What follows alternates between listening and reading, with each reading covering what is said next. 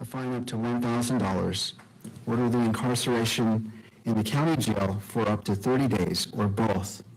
Any alleged violations will be carefully evaluated, and the court will impose only those sanctions that are appropriate and proportional under the circumstances.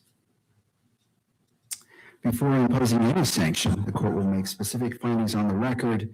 In addition, the court may consider any remedial measures, including immediate suspension of video transmission for the hearing in which the violation occurs, with proceedings continuing on an audio-only basis, and disqualification, if necessary, narrowly tailored, of the news organization that filed the request in order for electronic media coverage of the court proceedings for that hearing from serving as pool camera operator in this matter, where such a measure is required to ensure compliance with the standing decorum order and protect the rights of the parties. Any such remedial measure would be considered only as a last resort and only to the extent necessary to address the specific violations at issue. Counsel will have an opportunity to provide input before the court makes any final determinations regarding sanctions. The court values that input and will give it careful consideration. I want to be clear that these measures are intended to preserve open and transparent courts while ensuring fairness to all parties, and the court remains fully committed to the presumption of open proceedings under the applicable rules. Rather, these measures exist to protect the constitutional rights of all parties while preserving the integrity, fairness, and orderly conduct of these proceedings. With respect to media coverage in the courtroom, the court offers the following additional guidance to assist everyone in navigating today's proceedings. The pool camera has been relocated to the rear of the courtroom.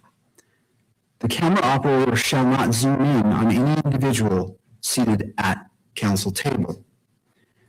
When counsel tables are filmed, the camera must remain in a wide shot that includes all individuals seated at the table.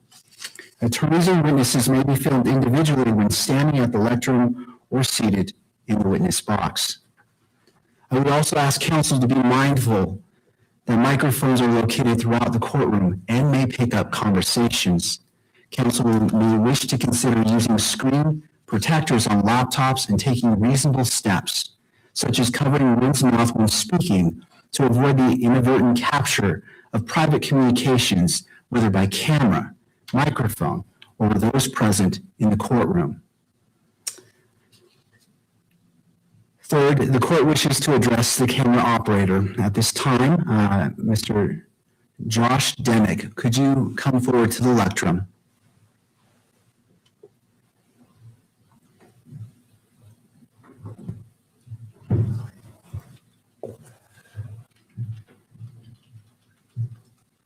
Could you please state your name and spell it for the record?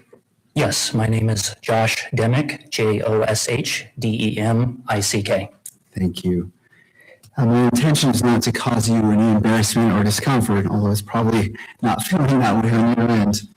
I simply want to ensure that the expectations for today's proceedings are clear. During today's hearing, what is your primary role? My role is to cover the hearing that we have going on this afternoon, and I have read over the decorum and the EMC as well. My plan is to solely focus on the individuals that will be speaking up here. All right, you anticipated my next question, which was, have you read the December 23rd, 2025 standing decorum order, which you have, and I appreciate. And do you understand the guidelines as they relate to your responsibilities today, including the additional guidance regarding camera position at counsel table and the filming of attorneys and witnesses that I just put on the record that was not in the decorum order? Yes, Your Honor. All right. Do you need any additional time to review the order or to reposition the camera to ensure full compliance? No, Your Honor. All right. Do you anticipate any difficulty complying with the order or today's guidance? No. All right. Thank you, Mr. Demick. Thank you. Before I let you go, as I just asked questions of the pool camera operator, Mr. Demick, I'll turn to counsel do you wish to weigh in on what the court has just done? No, Your Honor, thank you. Thank you. Yes, thank you, Your Honor. Richard Novak for Mr. Robinson. May I speak from here? Yes, Mr. Novak. All right, thank you, Your Honor. We appreciate that the court, on its own accord, moved the videographer. I don't know where the still photographer is, but we continue to be concerned that any video images of Mr. Robinson during court proceedings, close-up images of Mr. Robinson during court proceedings, interfere with his right to a fair trial. I think I heard everything the court said about the videographer, but the still photographer is still seated in the same place where they were last week. And we would ask the court to order the still photographer not to take any photographs of Mr. Robinson's face or person during the hearing, in the same way that the videographer has now been ordered to be focused on the court, the witness, if somebody's testifying, counsel at the lectern, or generally the people seated at counsel, what the court referred to as counsel table. We do not want to see still images again of Mr. Robinson's face in the media with more speculation about meaning of his facial expressions or the lack thereof. And so we really appreciate what the court did on its own, sua sponte, I guess we would say. But we have the same concerns about the still photographer. All right. And before I address that, any questions as it relates to Mr. Dimick? I want to excuse him to go back.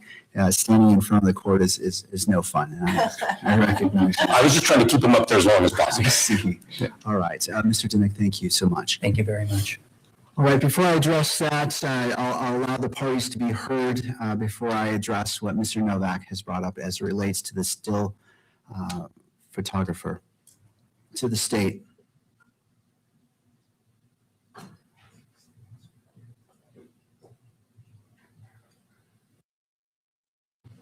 Your Honor, I think Your Honor is appropriately concerned about the video, any close-ups of Mr. Robinson. I'm not sure that a still camera presents the same concern. This is a public hearing, and I think that it's appropriate that still photography be taken. I don't know that it raises the same concerns that Your Honor's raised with the video. Thank you. Any other party wish to be heard?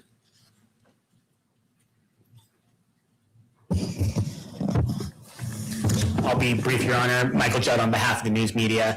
We agree that with what the state has just said. The concerns that I understand the court trying to address involve the capture of moving lips that can be used by lip readers. We have dealt in the past with inadvertent overhearing of actual conversations. I don't think still cameras present that same issue.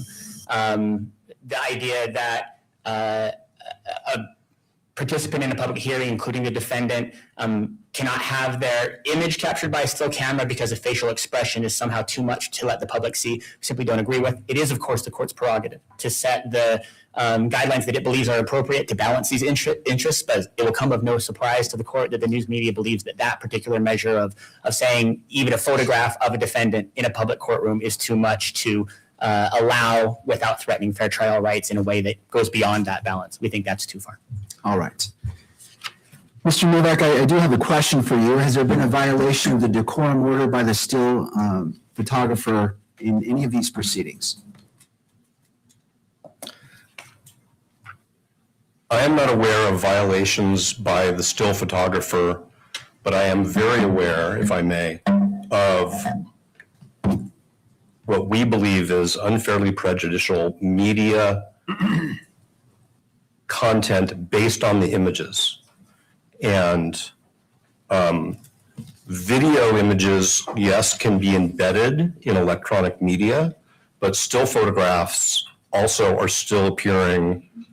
Still photographs from the courtroom are still appearing in print media and in less, what we've referred to as less formal media channels. So we are still very concerned, and I don't understand why there would be any even marginal negative access to the public to this hearing by the still photographer being in the back of the courtroom and taking photographs of the court, meaning Your Honor, of witnesses on the witness stand, if that's what the court's going to permit, of counsel. I don't have a problem with that. But we continue to have grave concerns of huge photographic lenses being focused on our client. And the results of that, and I'll just make a representation to the court that while we were in court last time, Mr. Burt and I both received, literally in real time, long ranting voicemails from people who were watching the proceedings. Now that was on video. I received another one of those calls today referring to my client's facial expressions from somebody who decided to leave a long, aggressive message on my office phone. And I'm very concerned that even still images of Mr. Robinson's visage in the courtroom are going to interfere with his right to a fair trial. And we've reached the point, because of the prior violations that have occurred and because of the nature of the media coverage, where Mr. Robinson feels like he may have to make a choice between two of his Sixth Amendment rights. And that's the right to a fair trial and the right to be present. And we want him to be able to have both of those rights and all of his rights. And the way he can exercise both his right to be present and his right to a fair trial is for the court to move the camera to where the video camera was ordered to be. Thank you, Mr. Novak. Thank you to all parties. I appreciate your input. This is an important matter, and the court takes it very seriously. I note that there has been no violations of the December 23rd, 2025 decorum order by the still photographer. That being said, this court wishes to exercise caution and will request that the still photographer go behind the bar, to the bar being the separating lower wall, and reposition his camera at that place. I appreciate the patience of all parties as we do this. And again, this court is balancing open and transparent courts with the constitutional rights of all parties involved. All right, while that's occurring, I'll turn to the state. The court would appreciate a brief update on the status of discovery.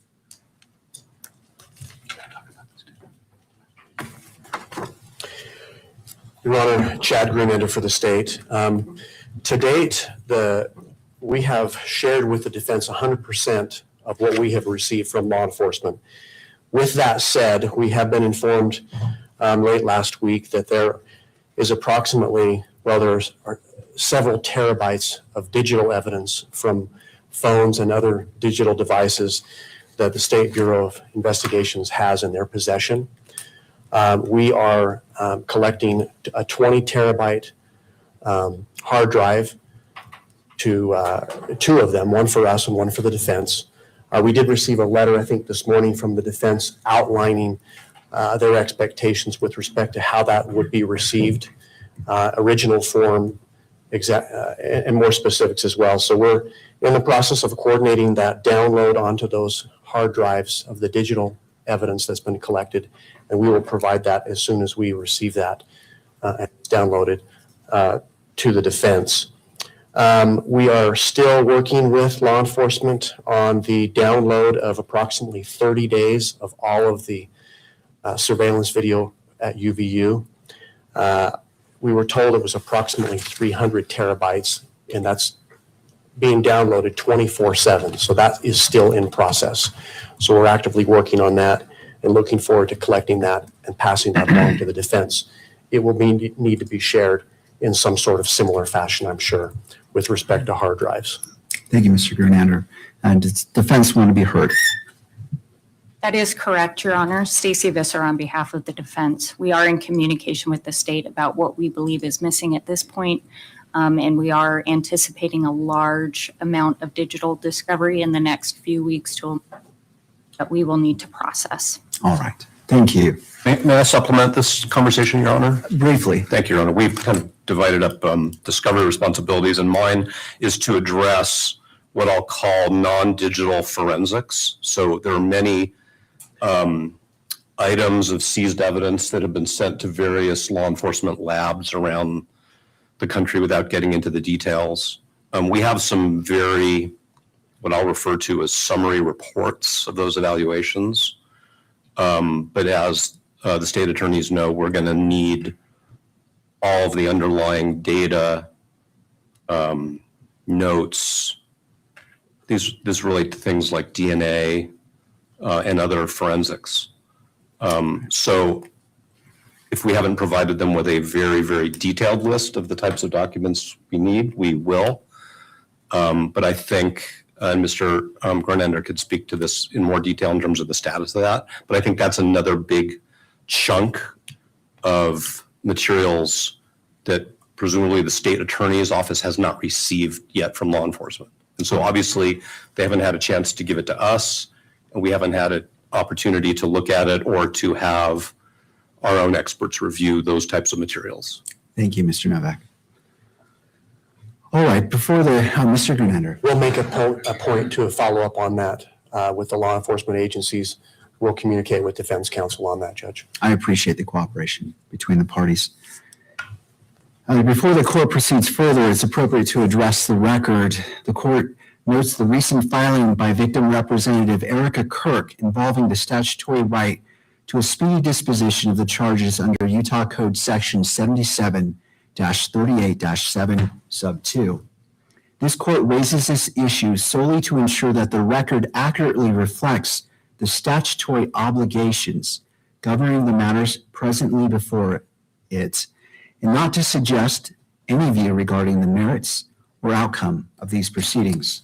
Under this statute, a crime victim has a right to a speedy disposition of charges free from unwarranted delay when considering a defendant's request to continue a previously scheduled trial or other significant criminal proceeding. The court must inquire into the circumstances asserted as the basis for delay and must consider the victim's interests in timely resolution together with the defendant's constitutional and statutory rights. The court emphasizes that the defendant's rights to due process, to present evidence, and to receive full and impartial consideration of all arguments remain paramount and undiminished. The court's responsibility to balance these interests faithfully and without preference to any party. As previously stated on the record at the September 29th hearing, justice demands that both of these principles, the rights of the accused and the rights of the victims, be honored without compromise. With that framework established, the court will hear briefly from counsel concerning how you propose proceeding today.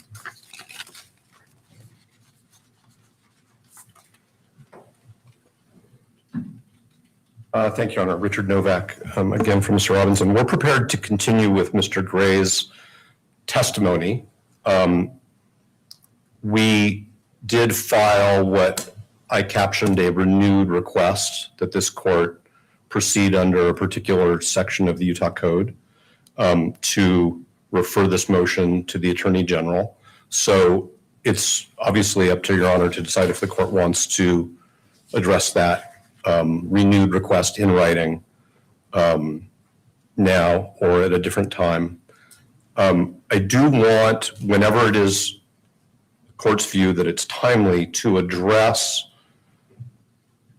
the issue that the court just brought up, which is how the court, well, what I want to address is how the court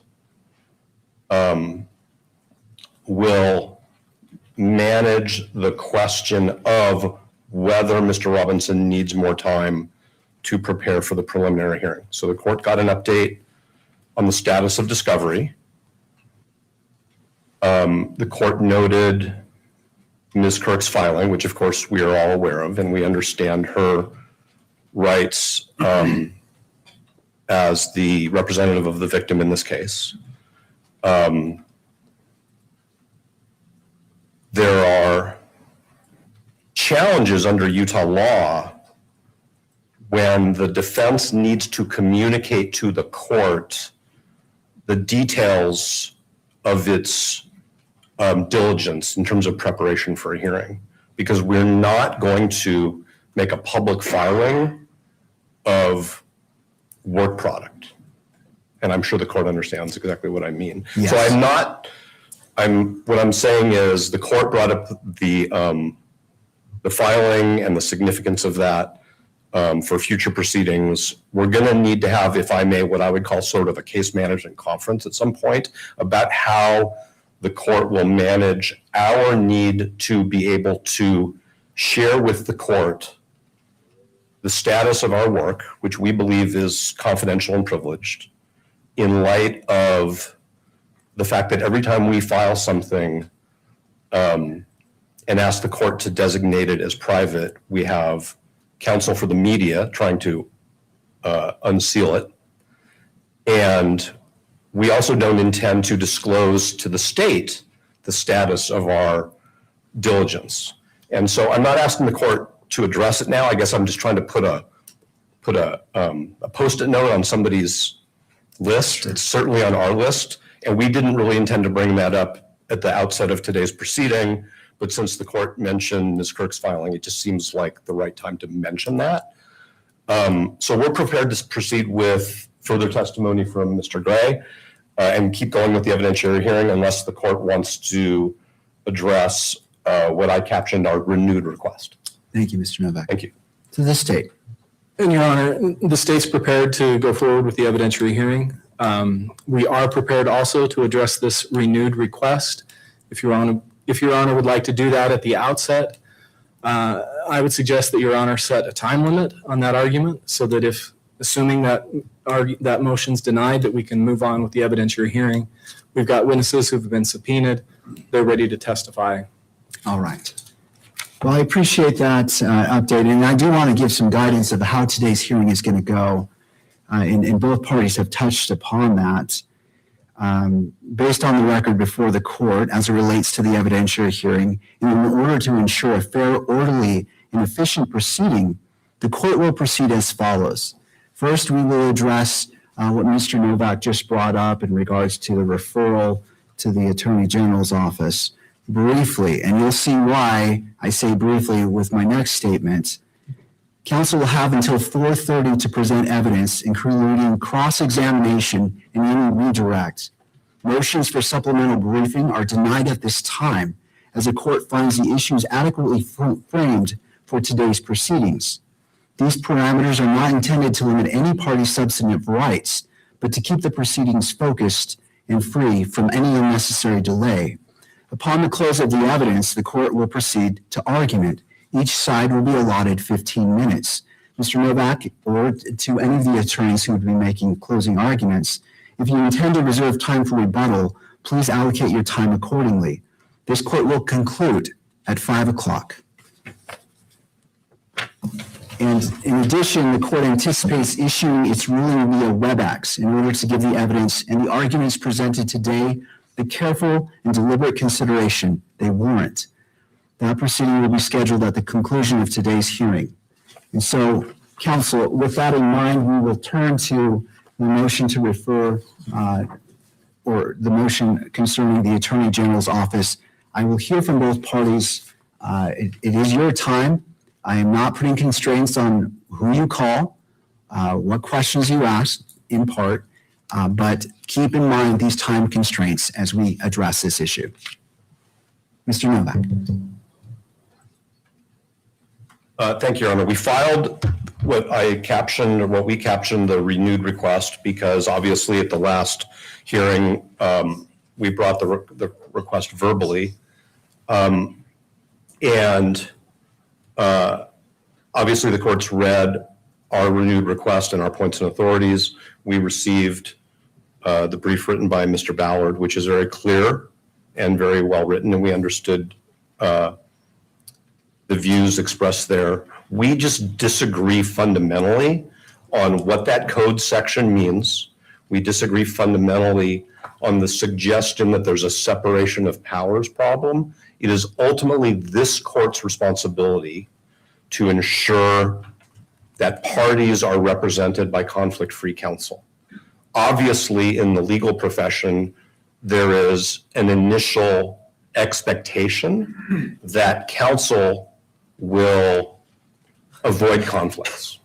But there are always situations where a party needs to bring a conflict on the other side to the court's attention, and the court has both the statutory authority and the inherent authority under the common law to do something about it. So we do believe that this is well within the court's discretion. The statute actually tells the court that it needs to encourage the state to seek assistance. That seems to be a gentle way to say that the state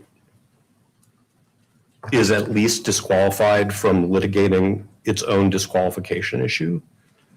And then I'm going to reserve the rest of my time for our evidentiary hearing and closing arguments. Thank you, Mr. Novak. Thank you. Turning to the state, Mr. Ballard.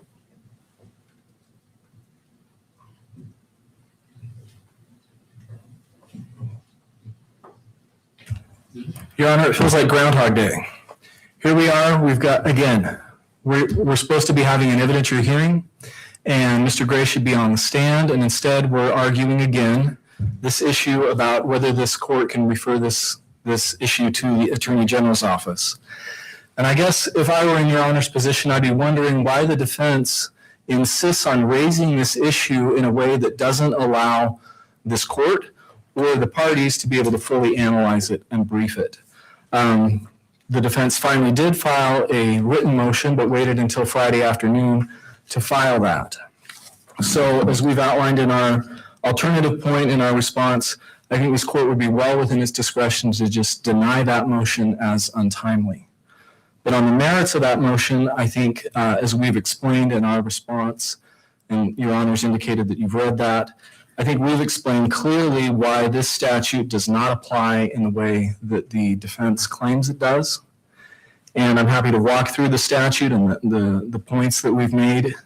I don't want to belabor that. If Your Honor has any questions about the statute, I'm happy to answer those. But I think it's clear that this statute does not allow the court to replace a prosecutor.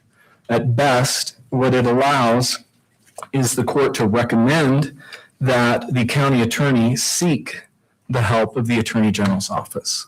So I don't believe that this statute has any application. The cases that the defense has cited are irrelevant to this issue. And for those reasons, unless the court has any further questions about the state's opposition, I'd submit it. Thank you, Mr. Ballard. Anything further from the parties before this court issues a ruling? No, thank you. All right. So before this court's defendants renewed request to refer the pending motion to disqualify to the office of the Utah Attorney General. In support of that request, the defendant relies upon Utah Code Section 17-18A-304, which provides that the Attorney General shall assist a county prosecutor only if the court finds that the prosecutor is unable to satisfactorily and adequately perform the duties of prosecution, and recommends that the prosecutor seek additional legal assistance. The defendant argues that where there exists a non-frivolous basis, factual basis, suggesting a potential conflict of interest, the court should make such a finding and recommend assistance from the Attorney General. The court has carefully considered that argument and reviewed the briefings. However, the statute does not adopt the standard proposed by the defendant, nor does such a standard appear in existing case law or court rules.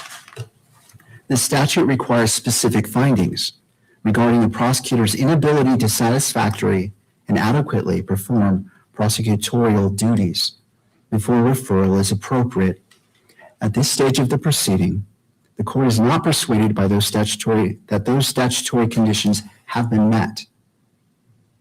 Based on the record presently before the court, there is no indication that the Utah County Attorney's Office lacks the resources, knowledge, or ability to litigate the motion to disqualify on behalf of the state. Accordingly, the court cannot make findings required under Section 17-18A-304 to justify referral to the Attorney General's office.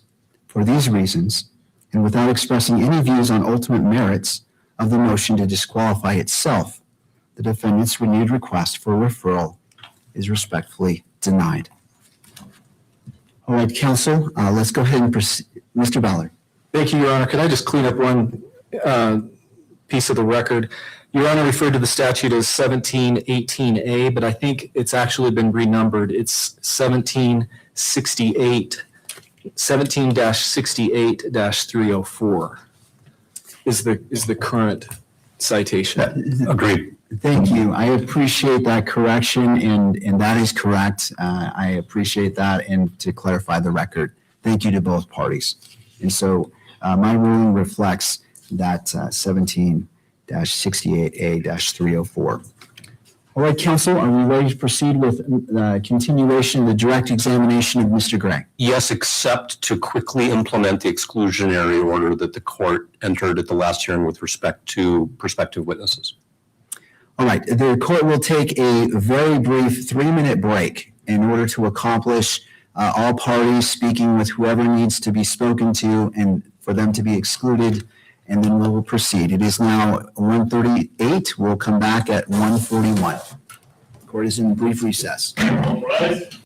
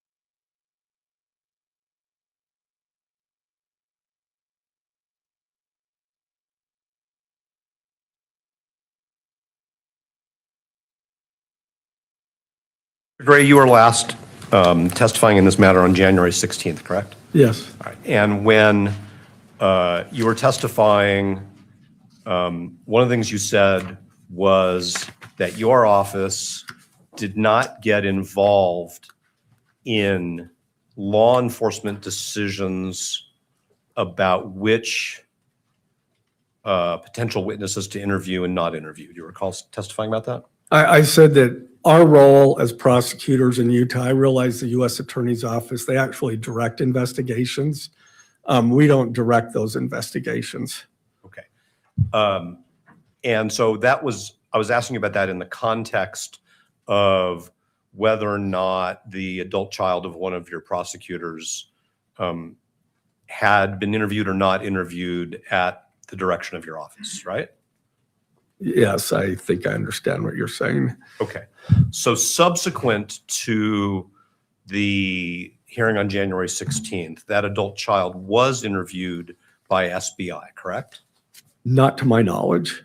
Okay. As you sit here today, you have no knowledge whether that adult child sat for an interview on January 21st with the State Bureau of Investigation at a highway patrol facility in Orem? I'm not aware of that. And so then you haven't seen the reports generated from that interview? No, You haven't listened to the audio recording of that interview? no, Nobody told you that that interview was going to happen?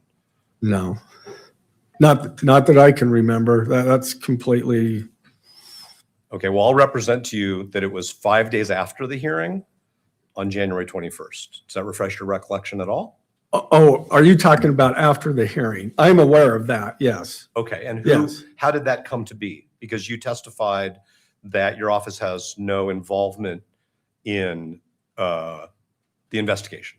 Well, it was a point that you had pointed out, and so out of an abundance of caution, I believe it was Mr. McBride that decided to go ahead and do that. Okay, and have the adult child be interviewed. Yes, So it's your understanding that Mr. McBride advised SBI to do that interview? that's my understanding. Understood. Okay. You also testified on January 16th that you weren't really sure whether your office had a written policy for how to deal with either actual conflicts of interest or the appearance of conflicts of interest. Yeah, I assume that they did, but I couldn't point to one at that time. Okay. And then after the hearing, did you locate a written policy? I did. Okay.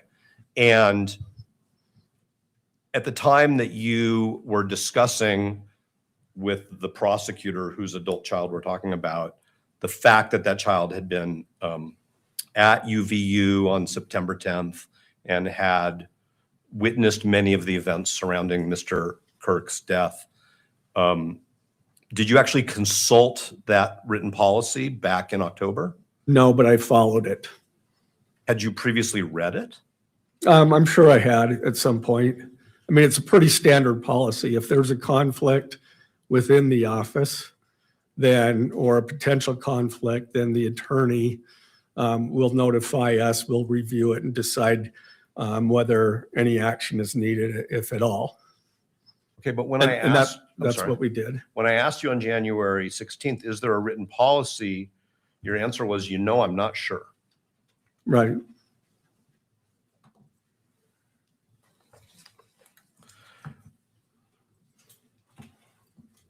There was a subpoena for documents that you received and complied with over the last week or so, correct? Yes. Okay. And one of the things that we asked for in that subpoena was any memoranda or writings that memorialized how your office handled the potential conflict of interest. As I understood the subpoena, it's any discussions regarding whether or not there is a conflict. Right. And so, yeah. And so what I take from the return on the subpoena, if I could call it that, is that there isn't any memo to the file. There's no legal analysis. There's no memorialization of the decision that you made that there's neither an actual conflict or an appearance of a conflict? No, there's not.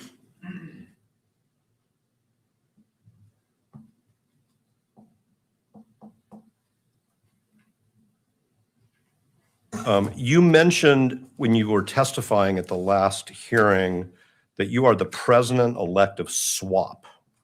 Could you just remind the court what SWAP is? SWAP is a statewide association of public prosecutors or public attorneys and prosecutors.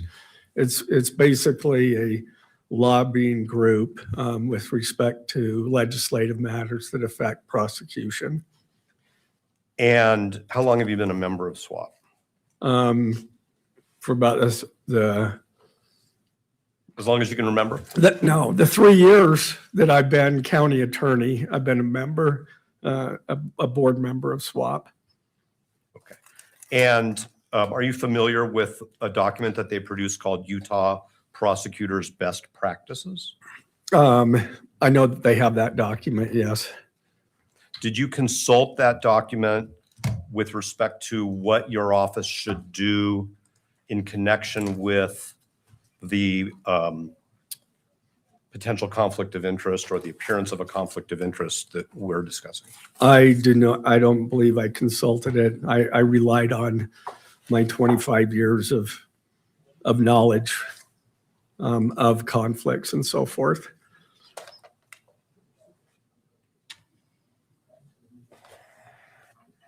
Your Honor, what I would like to do, if I may, is approach Mr. Gray with a document that I'm just going to mark for identification as Exhibit I, and that's because we've previously marked for identification A through H, if I have my alphabet correct. And if I may pass one up to the court, I will, if the court needs that.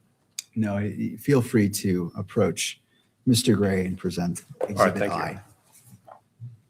Gray, I'm handing you something that's been marked as Exhibit I for identification only. Oh, I'm sorry, of course.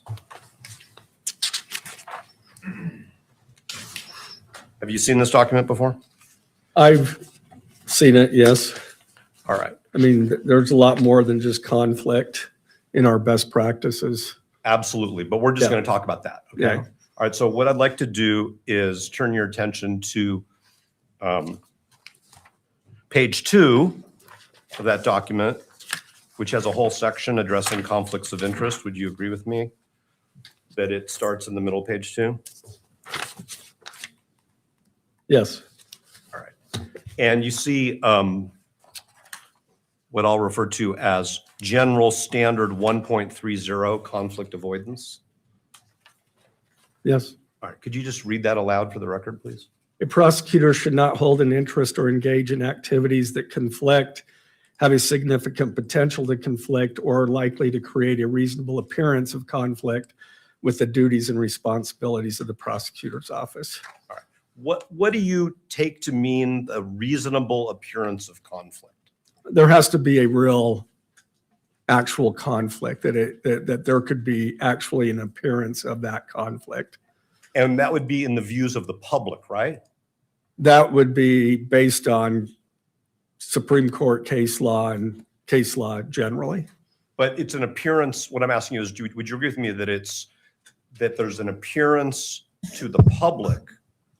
Objection. This calls for a legal conclusion, Your Honor.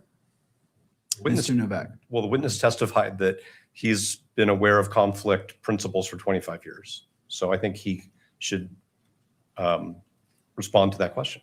I think this is a good argument to have with the court after the evidence has been presented, whether or not there's an appearance of a conflict, what that means. But I don't think the witness's opinion about it is evidence. Thank you. I'm going to sustain the objection. Mr. Novak. Understood.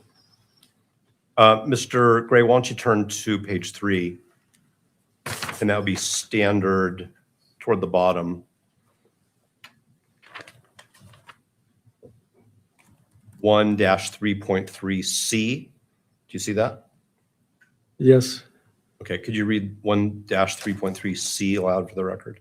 If a prosecutor believes that public perception of the integrity of the prosecutor's office and public confidence in the handling of the case would negatively be impacted by a potential or alleged conflict of interest, the prosecutor should consider recusal.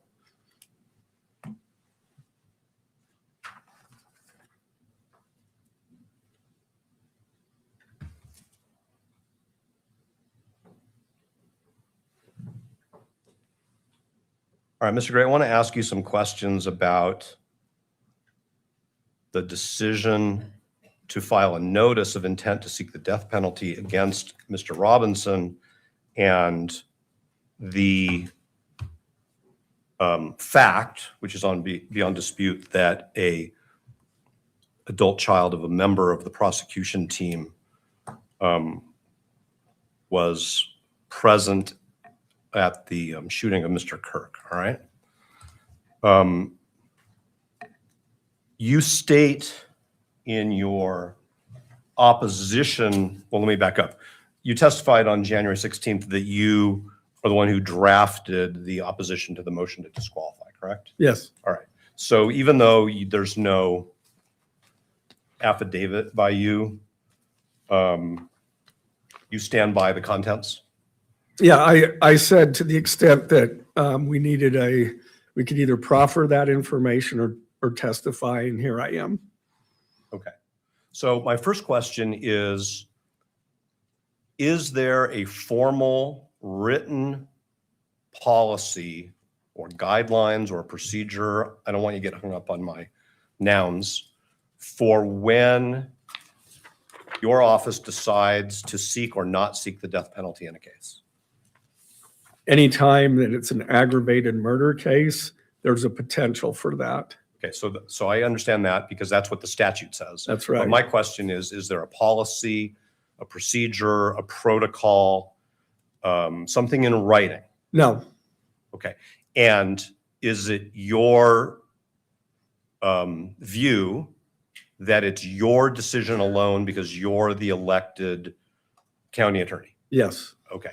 And in this case, did you discuss that question, whether the state should seek the death penalty, with your team before that decision was made? yes, And did that conversation include the adult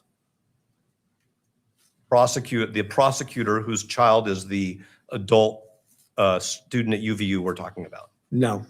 Are you saying that prosecutor was specifically excluded? No, maybe I misunderstood your question. Okay. I thought you asked whether or not we discussed her status as a Then let me witness back there. up because it was a bad question if you didn't understand it. Okay. Those are the rules, right? Okay. So you discussed with your prosecution team whether or not the state would seek the death penalty against Yes, whoever the state accused of committing that crime. yes. All right.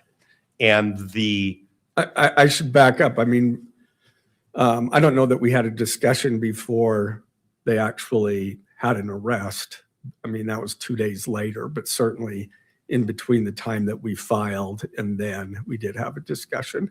okay, so what you're saying, if I'm not trying to put words in your mouth, but just so the record is clear, is that after Mr. Robinson was arrested, your team had a conversation about whether or not it would file a notice of intent to seek the death penalty. It was rather informal. I don't know that we all got together and said, what are we going to do? I would talk to different members of my team. But I had pretty much made up my decision. And so they knew where I was going. Did you make up your decision before there was an arrest? I thought that based on if we had the evidence that, yeah, we would be seeking the death penalty. And you were already aware at that time that the child of one of your team members was present at that event, right? Sure. All right. Now, what you're saying is that and that you discussed that with all of the team members, even if informally. As far as the death penalty? Yes. Yes. Okay. And you didn't exclude from that No. conversation the prosecutor whose child we're talking No. about. That prosecutor was included in the conversation Yes. about whether to seek the death penalty. Yes. And you're aware, because I think you were present, that there were a number of press conferences held by elected state officials both before and after Mr. Robinson's arrest, correct? Yes. Okay. The governor, who's a former licensed attorney in Utah, held a press conference on September 10th. Were you present there? Probably. I was president at two different press conferences. So there was one on the 10th and one on the 11th. I know he made other statements as well, so I'm not quite certain. I know that I was at two different press conferences. So when Governor Cox announced at a press conference that the state was going to seek the death penalty, had you already told Governor Cox that that was your decision? I believe his statements, the only thing that I can remember of his statements is he said, by the way, or something to that effect, Utah has the death penalty. And so that's the one statement that I'm aware of. I mean, it wasn't exactly a demand for the death penalty, but so, I mean, the death penalty, ultimately, I made my final decision by the time we filed charges, if that's. Okay, but the question I asked you was, had you discussed with the governor your intentions? At some point, I did. I told the governor that I intended to seek the death penalty. And was that before Mr. Robinson was arrested? I don't recall if it was before or after. Okay, I'm going to represent to you, and we can file an exhibit on this in a bit, that on September 11th, the governor said at that second press conference, we are working with our attorneys, getting affidavits so we can pursue the death penalty in this case, and that will happen. And you were standing next to him when he said that, right? I probably was. Okay. Had you already told him that you've discussed this with your team and this is our decision? I may have. I remember telling him that I would be seeking the death penalty.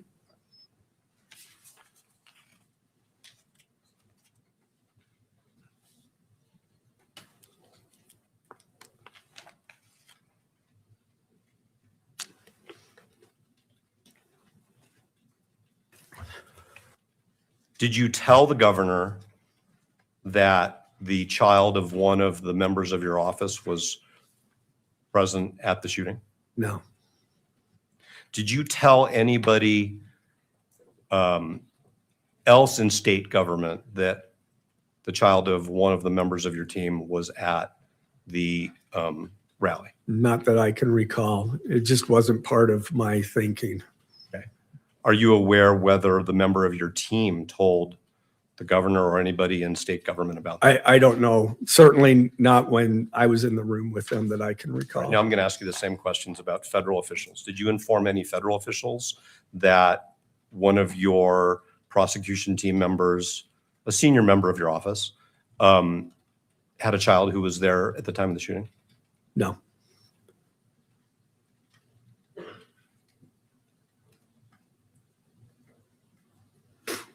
Did you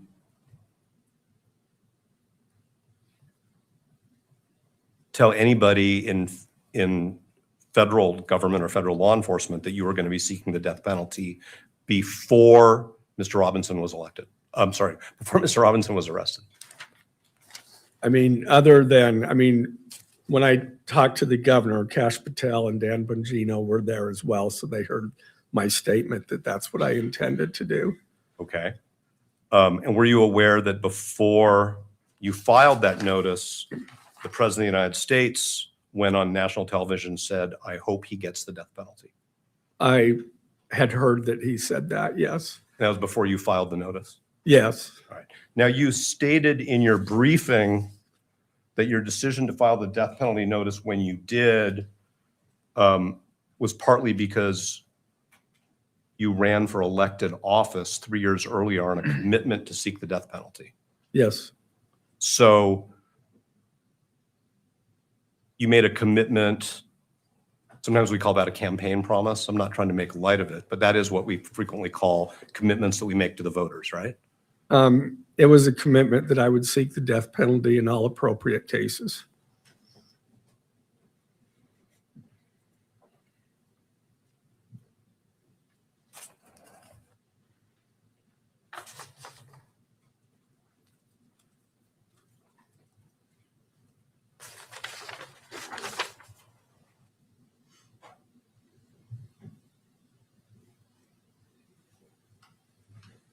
And you knew before you filed the notice that the governor thought it was an appropriate case, Yeah, and the president thought it was an appropriate case. yeah. Did Mr. Patel express his views? Not that I recall. I mean, he was doing the bidding of the president, so, but I did find it a little interesting, Governor Cox, because he plays no part in the decision. So, Did you tell Governor Cox after he made those public statements, this is not your decision, this is my decision? no,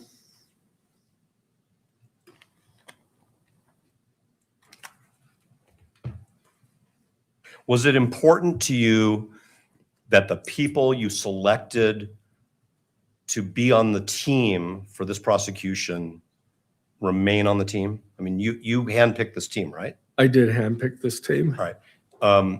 And the person whose child we're talking about is a longstanding, experienced senior member of your office, Yes. right? Yes. It was important for you that they be part of this case. I want the best people on my team, and I believe I chose the best people. May I have a moment? Of course.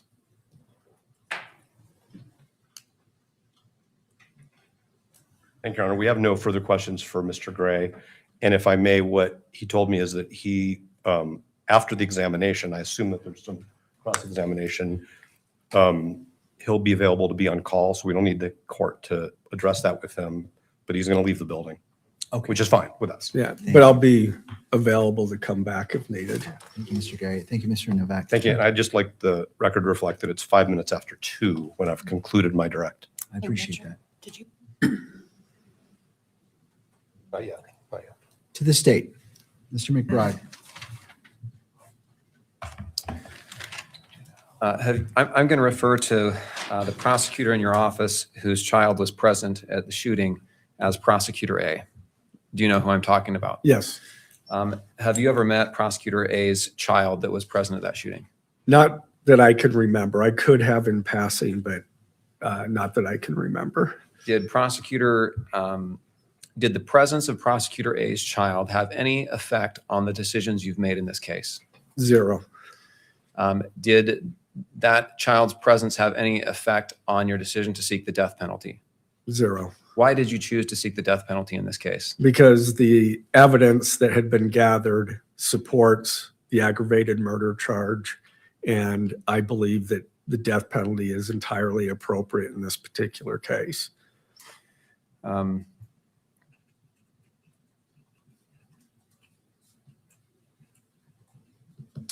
On September 10th, you've testified that you learned that Prosecutor A's child was present at the shooting, correct? Yes, Did her presence affect the decisions you made on September 10th at all? no,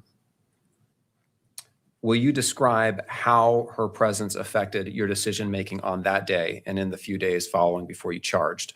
it had no effect whatsoever. I mean, quite frankly, as I think I testified earlier, I didn't even give it a second thought after I was told about that. There's been some question about the reason you chose to seek the death penalty at the time you did. Now, the law in Utah allows you to wait to announce the decision to seek the death penalty until after arraignment, correct? Yes.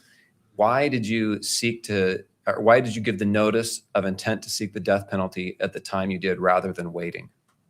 I had learned from experience in a prior case, in particular, the Michael Jane case, that in a highly publicized case, the longer that you delay that decision, even though, I mean, I may very well make the decision early on, and I have in certain cases, but the more delay, then it just creates all this unnecessary public speculation and everything else. And we actually, in the Michael Jane case, I went to my attorneys and they said, yeah, we usually wait.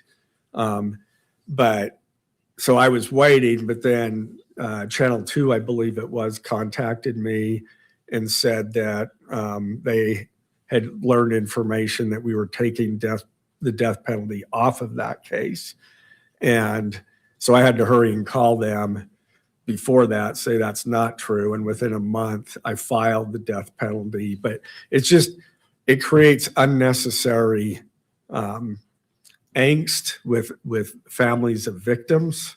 I knew that this particular case was, talk about publicity. It's even more so in this case than it was in Michael Jane case. And I wanted to shut that out so that we didn't have to deal with that. And so that Erica Kirk didn't have to deal with that uncertainty.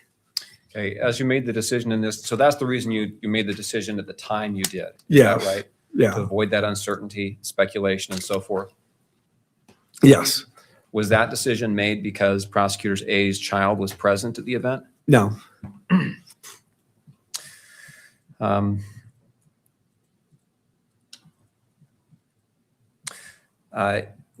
You talked about a campaign promise. When did you run for county attorney and make that campaign commitment to voters that you would seek the death penalty in appropriate cases? It was, What year? it was about 4 years from this very time. Okay. So At that time, did you know Prosecutor A? I knew of him, but because I had handled, Had you met him personally and interacted with him personally? Or no, you just knew who he was? yeah. Okay. At some point after I won the election, I met with him and others to determine who. Understood. But at that time, when you were making that campaign commitment, was it because you knew Prosecutor A? No, Was it because Prosecutor A had an adult child? no. Okay.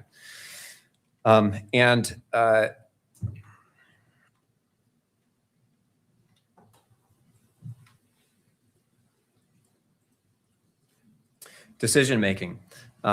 As far as the decision making in this case goes, who makes the ultimate decisions on major decisions in this case? I do. Does Prosecutor A, does the buck stop with Prosecutor A? No.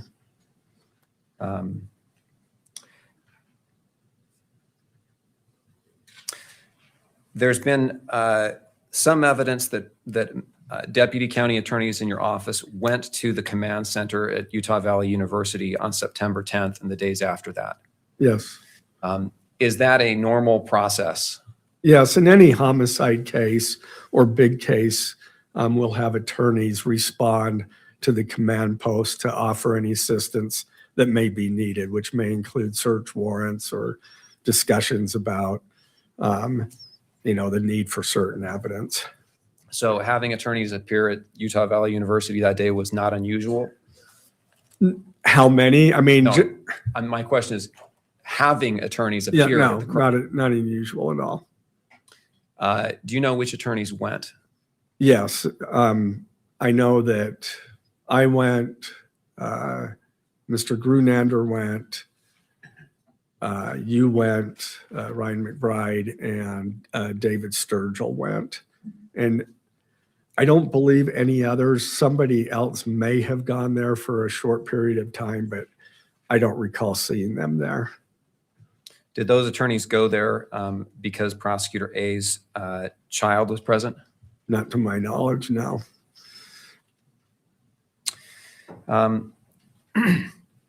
Aside from charging, have many major decisions, aside from charging and the notice of seeking the death penalty in this case, have many major decisions been made in this case? Major decisions. No, what comes to my mind is one major decision was to make sure that defense counsel gets discovery in a timely manner. That was quite frankly foremost on my mind once we filed the case. And I personally directed procedures to be put in place so that there would be no mistake as to what the defense counsel received and what we had. Every time there's a motion, obviously the team is working on it. We work on it together. But as far as trial strategies or things like that, none of those decisions have been made. Is it fair to say that aside from charging and the death penalty decision, is it fair to say that the most important decisions are yet to be made in this case? Yes, And that includes trial strategy, yes, preliminary hearing strategy, yes, And- any plea negotiation. yes.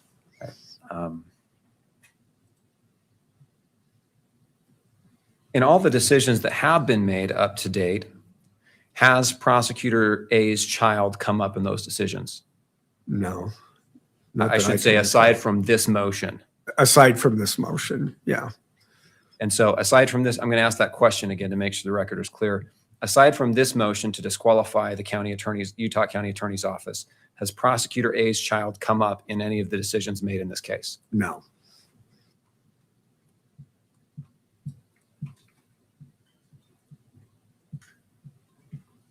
Has Prosecutor A's involvement in this as a witness here affected the prosecution in any way in this case, in your opinion and observation? No. Do you believe it will affect the prosecution in the future? No. Why not? Because this is somebody that happened to be there. That has, what we're concerned about is the evidence supporting the charges. That's first and foremost. And that has nothing to do with somebody that happened to be there. Quite frankly, completely irrelevant to anything that matters in the case. Okay. A couple other follow-ups. Earlier, you testified that Prosecutor A received a you were with Prosecutor A when Prosecutor A received a message from his child that Charlie Kirk had been shot. Yes. Is that right? And then you testified that Prosecutor A left to go to the scene. Do you know why Prosecutor A left? Was it to go to the scene and help law enforcement or to be with his child? To assist in any way we can with law enforcement. Okay.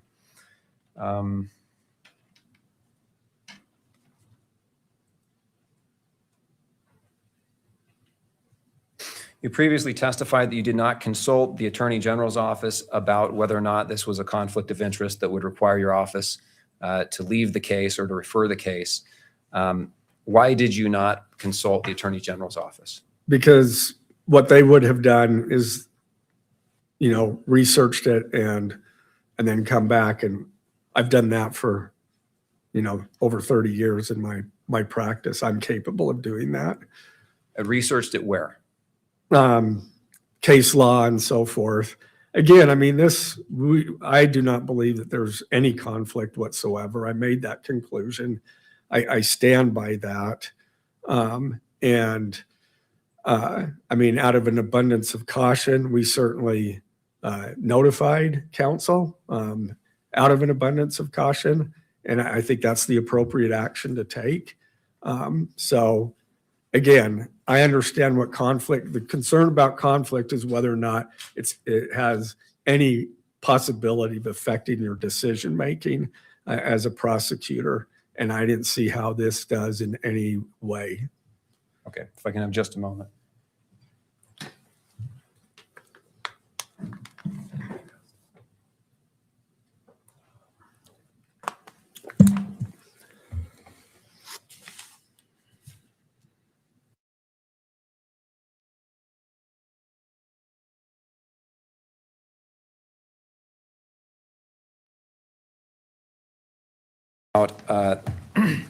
You said you had some neighbors that had children that attended the event where Mr. Kirk was shot. I was told that they were there. Yeah. When did you learn that those people were there? I don't know, a couple weeks after, I believe, after the event. After the charging decision was made? Yes. How closely do you know the children that were there? Not well at all. Okay. Maybe a hello or something out on occasion. But as far as I know, I'm not even sure that they even live in our ward at all at this point. Okay. Thank you. All right. Mr. Novak. No, thank you, Your Honor. I don't have any redirect at this time. As previously discussed, may Mr. Gray be excused? For now, yes. Thank you. Thank you, Mr. Gray. Mr. Novak, your next witness? Or I'm sorry, Ms. Nestor. Your next Your Honor, witness. at this time, we were going to call the adult child, but I believe that that individual's attorney, they're ready? Okay, then they are ready. So we would like to proceed with calling the adult child at this point. I think it would be appropriate to hear whether or not we close the hearing or at least come up with some ground rules about preventing any photography or mentioning of her name, however the court desires to handle it.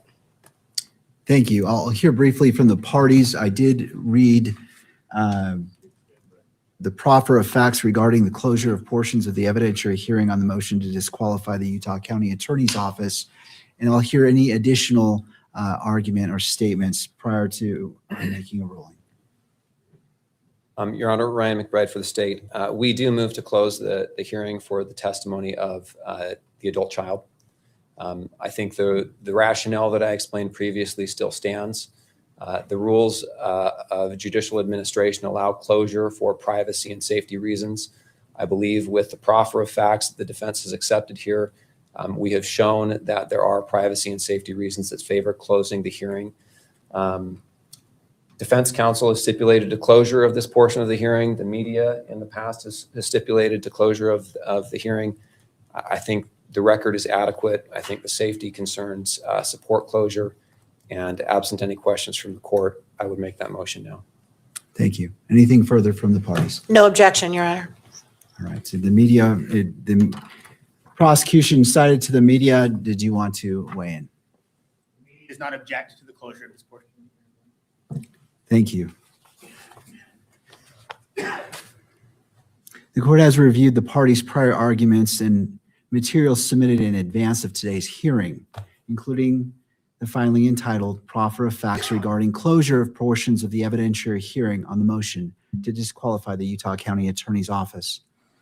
The defense has requested that the testimony of certain witnesses, specifically Prosecutor A, an adult child witness, be received in a closed session pursuant to Utah Rule of Judicial Administration 4-202, citing concerns related to personal privacy and safety. The court acknowledges that Rule 4-202 permits limited closure of court proceedings in appropriate circumstances. At the same time, this court is required to consider countervailing interests identified in Rule 4-202, including the public's right to observe the conduct of public business, to understand the operation of government, and maintain confidence in the judicial process. This court must also be mindful of the constitutional rights of Mr. Robinson, as well as the constitutional and statutory rights of Ms. Erica Kirk in her role as victim representative. The purpose of today's evidentiary hearing is limited and specific. The court is asked to consider the defendant's claim that a member of the prosecution team, referred to as deputy county attorney in one of the motions, has a personal conflict of interest, that any such conflict extends to the Utah County Attorney's Office, and that disqualification is therefore required. The court's role at this stage is to receive relevant evidence and to rule based on the record and applicable law without reaching the merits of those claims in advance. The parties have filed public motions outlining the anticipated evidence and testimony related to the motion to disqualify, including the state's opposition, the defense reply, and request to take evidence in the defense original motion. Those filings describe the general subject matter expected to be addressed at today's hearing. If the adult child witness is called to testify, which is the request at this point, the court will consider that testimony as part of the evidentiary record.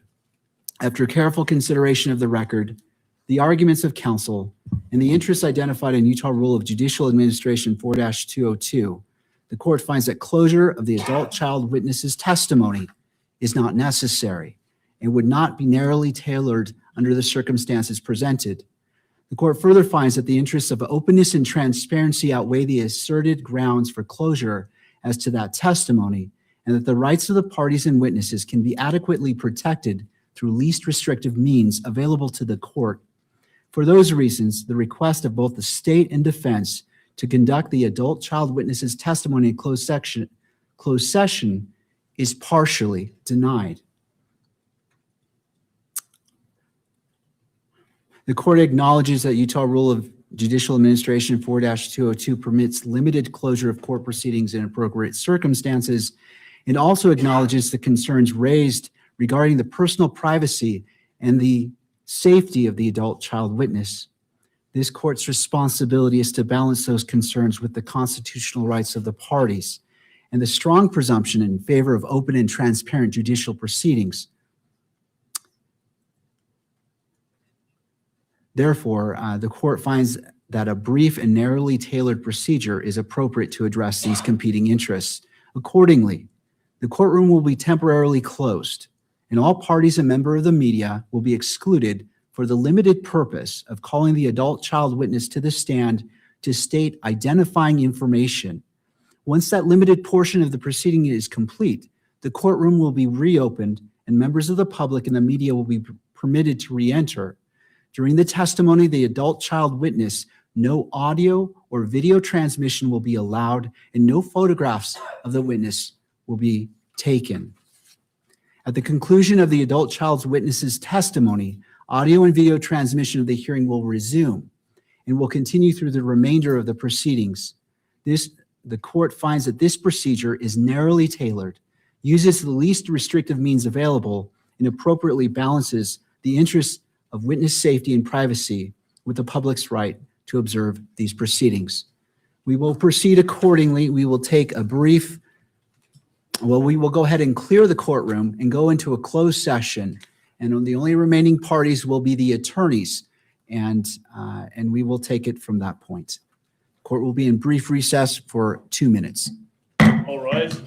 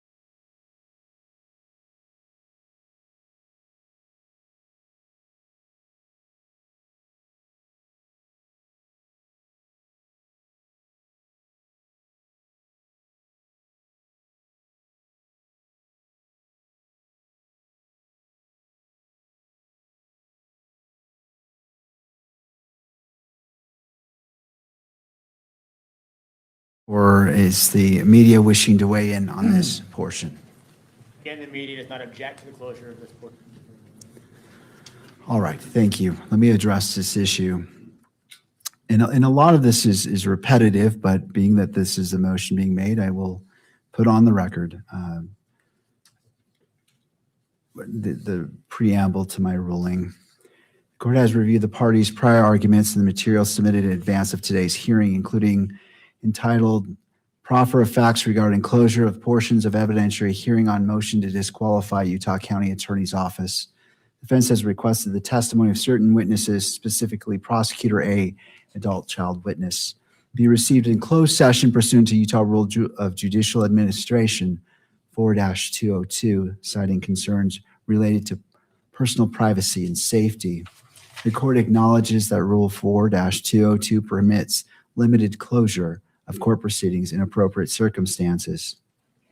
At the same time, the court is required to consider the countervailing interests identified in Rule 4-202, including the public's right to observe the conduct of public business, to understand the operation of government, and to maintain confidence in the judicial process.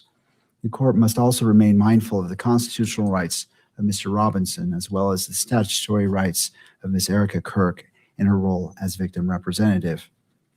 And I also note that she filed today notice in regards to open and transparent courts. So I just want to touch on that. I acknowledge that filing as a victim representative.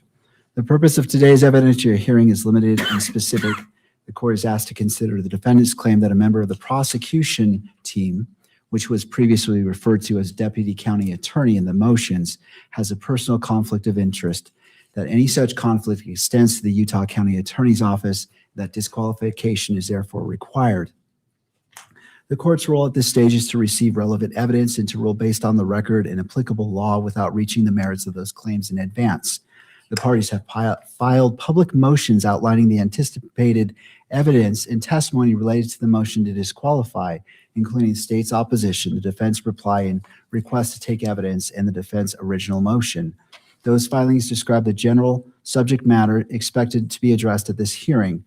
The defense asserts that the prosecutor's familial relationship with a witness creates a concurrent conflict of interest implicating Mr. Robinson's due process rights. The prosecutor's role, duties, and actions in this matter are therefore relevant to the issues before the court. If the prosecutor is called to testify, as it seems they will be, the court will consider the testimony as part of the evidentiary record. After careful consideration of the record, the arguments of counsel, and in the interests identified in Utah Rule of Judicial Administration 4-202, the court finds that closure of the prosecutor's testimony is not necessary and would not be narrowly tailored on the circumstances presented.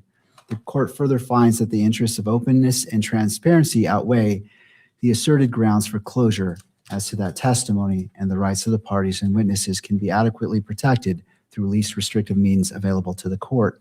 For those reasons, the request of both the state and the defense to conduct the prosecutor's testimony in a closed session is respectfully denied. You may call your next witness, Mr. Burt. Your Honor, I call Prosecutor A. All right.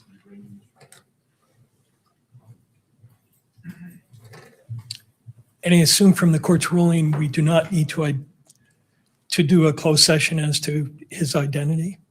We will not be doing a closed session as to his identity. Thank you.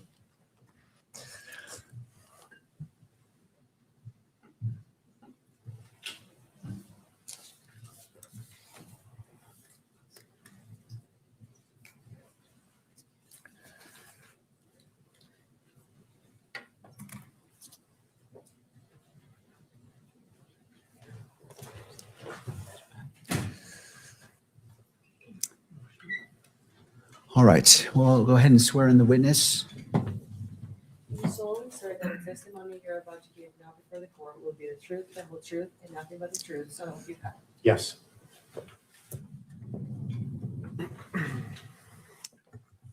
Mr. Burt. Thank you. Good afternoon, sir.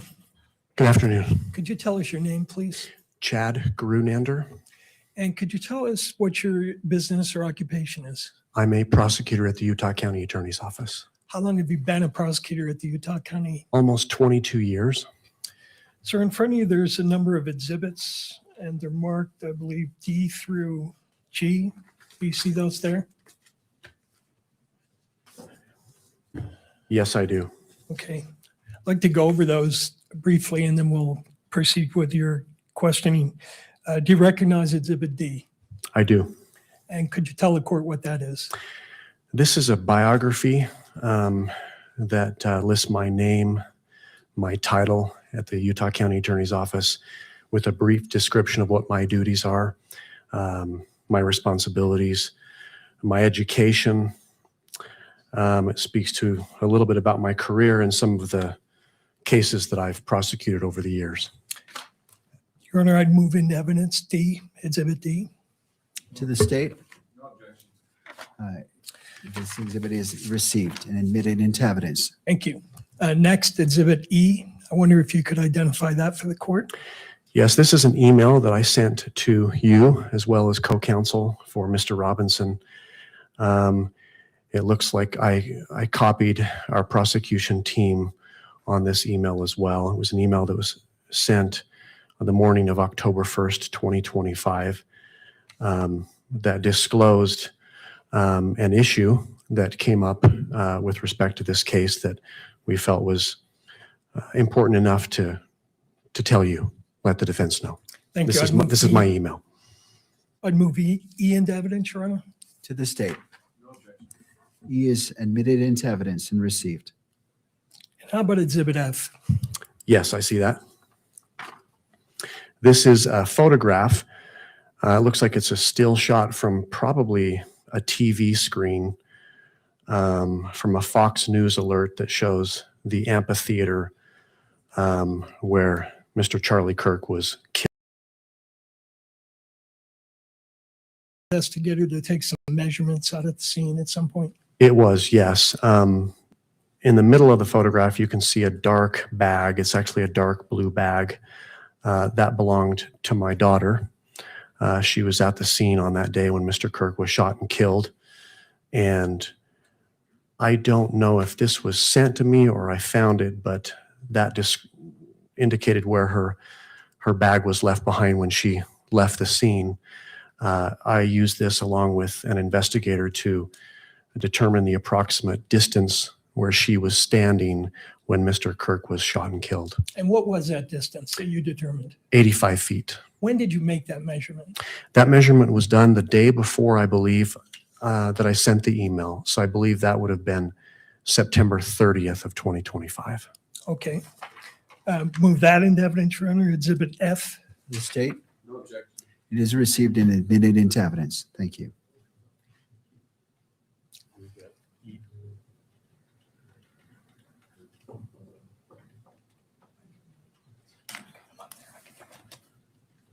And Exhibit G. Yes, I see that. And could you tell the court what that is? It looks like it's an email from Ms. Nestor, co-counsel for Mr. Robinson, that was sent to you as well as other attorneys, defense attorneys on Mr. Robinson's case. I became familiar with this document when you, Mr. Burt, sent this to me about 2 weeks ago or so. And that was the first time I recall seeing this and reading it. Some of it is redacted. Right. Does that email, the unredacted portion, relate to a conversation that Ms. Nestler had with you on October 9th of 2025? Yes, I can't say for sure it was October 9th, but we had a conversation on that day or right around that date over the phone, and Chris Ballard was also present with me. But yes, this reflects that conversation. All right, and I move that into evidence, Your Honor. So it relates to G. Before determining if I object, I'd like to prepare a witness on the accuracy of this, the contents of this. Let me ask if I could one more foundational question that could go to that. Sure, we'll go to Mr. Burt and then to Mr. McBride. And so it's, Thank you. It's not admitted into evidence just yet. Did I send you that email for the purpose of you reviewing it and making sure it was accurate? You did. And did you have a response back to me as to whether or not it was accurate and how you would agree or disagree with the content? I did. I don't know that it's word for word accurate, but the substance essentially is accurate. This is what we talked about and what was communicated. All right. With that, I would renew the request to introduce G. To Mr. McBride.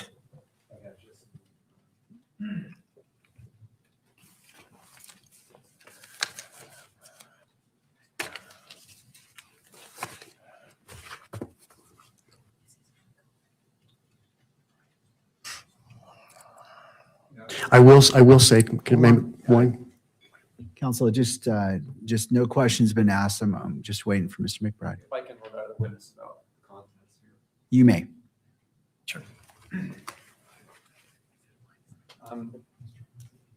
Did you write this email? I did not write this email. This was an email that was sent between defense counsel that memorialized your conversation with defense counsel. Is that right? That's correct. Okay. I want to ask you about some of the contents here.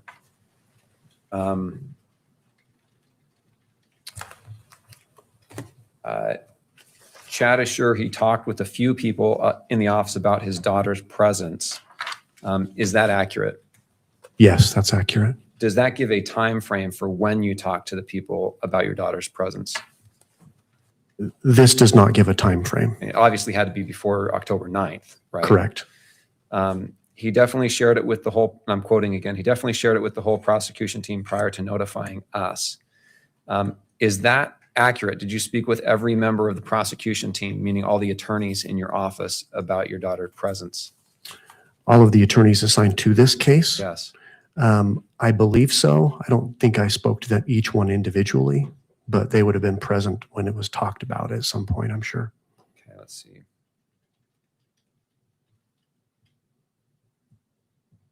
Okay, I think that's all I have.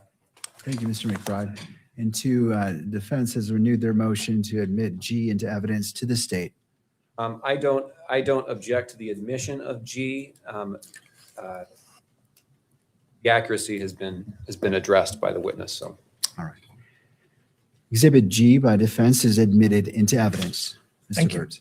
You want to make a clarifying comment? I did. Right towards the end, before the redaction, it says his daughter has not been interviewed by any law enforcement. That was true at this time. I believe since then, she has been interviewed by law enforcement, my daughter. Right. So when that was written on the 9th, she had not been interviewed by law enforcement. That is my understanding, yes. That's And correct. When was she interviewed by law enforcement? I believe it was after our last hearing in between January 16th and today. And can you tell me what role, if any, you had in arranging that interview? I didn't have any role in that. I was just informed that it was going to happen. Okay, thank you. Now, I'd like to direct your attention to September 10th, 2025. Can you tell me where you were around noon of that day? I was up in Davis County, in Layton, at a convention center. I was there with my boss, Jeff Gray. I was actually presenting to the elected county attorneys in the state of Utah at a conference. And was anybody else from your office present at that conference? No, just the two of us. Did something happen in relation to your daughter while you were at the conference? Yeah, shortly after I finished presenting, we were standing around. I was standing next to my boss and some of the other county attorneys in the state, and I started to receive some texts from my daughter that were sent to our group family text group. And can you recall for me what the content of that initial text was? Yes, there was a text that came in, I think at 12:25, I believe, that was in all caps, and it said someone was shot or someone got shot. There was another text that came in. I may have seen it at the same time, but it's the same timestamp that said something to the effect, I'm okay. Everyone's running inside. Okay. And just to refresh your memory, we were recently provided with some of your daughter's emails and screenshots, one of which was a screenshot of a outgoing phone call to you at 12:28 p.m. Do you recall that? I do. I believe I actually tried to call her, and I don't think she picked up, and then she called me. All right. And according to the screenshot, that was a 1-minute call. Do you recall what was said during that conversation? I think I was checking on her well-being to make sure she was okay. I don't know that we even talked too much about the facts, what occurred. It was a short phone call, but I wanted to make sure she was okay. That's why I called. Sure. What was your initial reaction when you learned that she was present at what probably you didn't know much about at that point? Well, I was startled. I was concerned for her welfare. I understood almost immediately when I found out about it that she was okay, that she was out of danger, but it was concerning. Now, did you know that she was attending this event? I did. She had talked about it in the days preceding that she was going to go to this rally. And did you have some discussion with her about whether that was a good idea, bad idea, or you had no position on it? No position. We didn't talk about that. And what did you talk about in relation to Charlie Kirk? This is before September 10th. Just that I had become aware, probably through her, that he was coming to UVU. She would watch Charlie Kirk from time to time online, and she was excited to go see him at this rally. Okay, so 12:28, you have this phone call with her. And then do you recall you communicating back with her by way of text? Yes, I remember asking her a question a few minutes later, asking whether she heard what sounded like a gunshot. And is that the reference? I think it's attached to the opposition to the motion as Exhibit B, an entry at 12:35. That sounds right. Hannah, did you hear a gunshot or what sounded like a gunshot? That's correct. That was from you to her by way of text. Yes. And did you get a response back from her? Yes, she responded, "I for sure heard it. Everyone started screaming and running. A few people said they saw the shot hit his neck, ... Not sure." So at that point, did you share the email exchange or the text exchanges with anyone, either verbally or actually sending the text to anybody?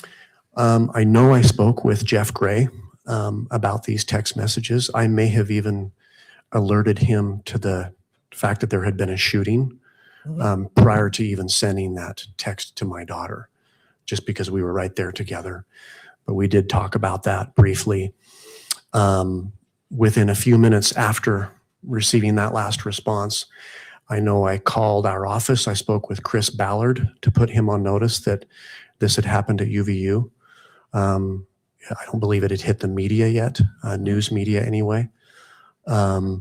And then shortly after that, I also called David Sturgill, another prosecutor in our office, to make him aware of it and to ask him to make himself available for questions and to assist law enforcement with any questions they might have while we, Mr. Gray and I, needed to travel down to Utah County. And were you still at the location of the conference when you were making these calls? I believe so, yes. When did you actually leave to head to UVU? Probably, I want to say I made that last phone call to Mr. Sturgill about 12:44. I think probably by 12:50 or so, I was probably on the road heading down to Utah County. Do you recall, again, this is referencing Exhibit B to the opposition at 12:40, you sending a text to your daughter, quote, I'm getting live information, but I can't share it right now. Yes, I remember. I think that was on the family group text. Yes. I think there was chatter on that group text from my sons. I think my wife as well. I think someone may have asked me, "Can you tell us anything or what's going on?" And I just let them know I'm learning things, but I can't talk about it. And when you say you were getting live information, who are you getting live information from? Do you recall? Can you remind me what time that text was? That was 12:40 p.m. on the 10th. I do not recall, counsel. Okay. I think I had just communicated with my daughter is all. I don't know if in those text exchange, I don't know if my kids were online and seeing something through social media that they were sharing with me. I'm not sure. Okay. Before you left to head to UVU, did you speak to anybody else in your office? I believe it was just Chris Ballard, David Sturgill. It's possible I may have spoken with a legal assistant of ours, maybe Haley Christensen, maybe Tammy Painter, but I don't specifically recall that. And of those people you spoke with, who did you mention your daughter was present at the event? I don't have a specific memory telling Chris or David about my daughter, but that's how I learned about it. So I'm confident that I shared with them that my daughter was present when this happened, and that's how I found out. Did you drive by yourself to the UVU? I drove down to Orem and parked my car near the In-N-Out in Barnes & Noble. Jeff Gray met me there. He came down, left probably 15, 20 minutes later after I did. We met there, and then the two of us drove from that location to UVU. And what did you do there at the scene once you got there? We tried to understand what was happening. It was quite chaotic. There were a number of local law enforcement agencies that were already there present. Federal law enforcement agencies were arriving. We were trying to connect the dots as far as what had happened, make ourselves available to answer questions, to assist in reviewing warrants, for example, which did happen later. It was just very busy, very chaotic. Sure. How long did it take you to get from the conference to the scene? Oh, probably took me approximately an hour to get down there, maybe less. I waited for Jeff for a few minutes, and it probably took us 10 minutes to get into the command scene. During that time period, did you have any communication with anybody about where your daughter was at that time? I don't believe so. I don't know that I knew precisely. I'm confident I didn't know precisely where my daughter was at that time. Just that she wasn't in harm's way, at least at that point. But at that point, you didn't know whether she was still at the scene or had gone. I knew she had left because when we talked, I believe she had made her way to the parking lot and was waiting for a friend to go home. So I knew she wasn't at the scene itself. When you got there, you're understanding why she was gone. When I got to the campus? Yes. Yes, she was gone by then. Okay. Did you have some communication from anybody about a piece of property of your daughter's being there at the crime scene? Yes, she had informed me that she left her book bag behind in the amphitheater, which is the subject of Exhibit F, in part at least. And that was communicated later that day to law enforcement that her book bag was there. It had her laptop, books and notes and things in it. You didn't see it there when you were at the scene? I actually did at one point take a picture because I believe later in the day I spoke with my daughter. I asked for a description. I don't think I knew exactly what her bag looked like. And I think I was standing on the scene and through a window took a picture of what ended up being her bag, sent that to her, and she said, yeah, that's my bag. And did you request anybody in law enforcement that you have permission to take that bag at that point because it belonged to your daughter? I just let them know that that was my daughter's and that as soon as the scene was released, as soon as possible, if we could retrieve that bag. Do you recall who in law enforcement you spoke to while you were at the scene at the UVU campus? I think I mentioned it once. She's with the State Bureau of Investigations. I should know her name, female, Polynesian. I know one of my co-counsel would remember her name. She helped process the scene. All right. And did you mention to her or anybody else that your daughter was a potential witness at that point?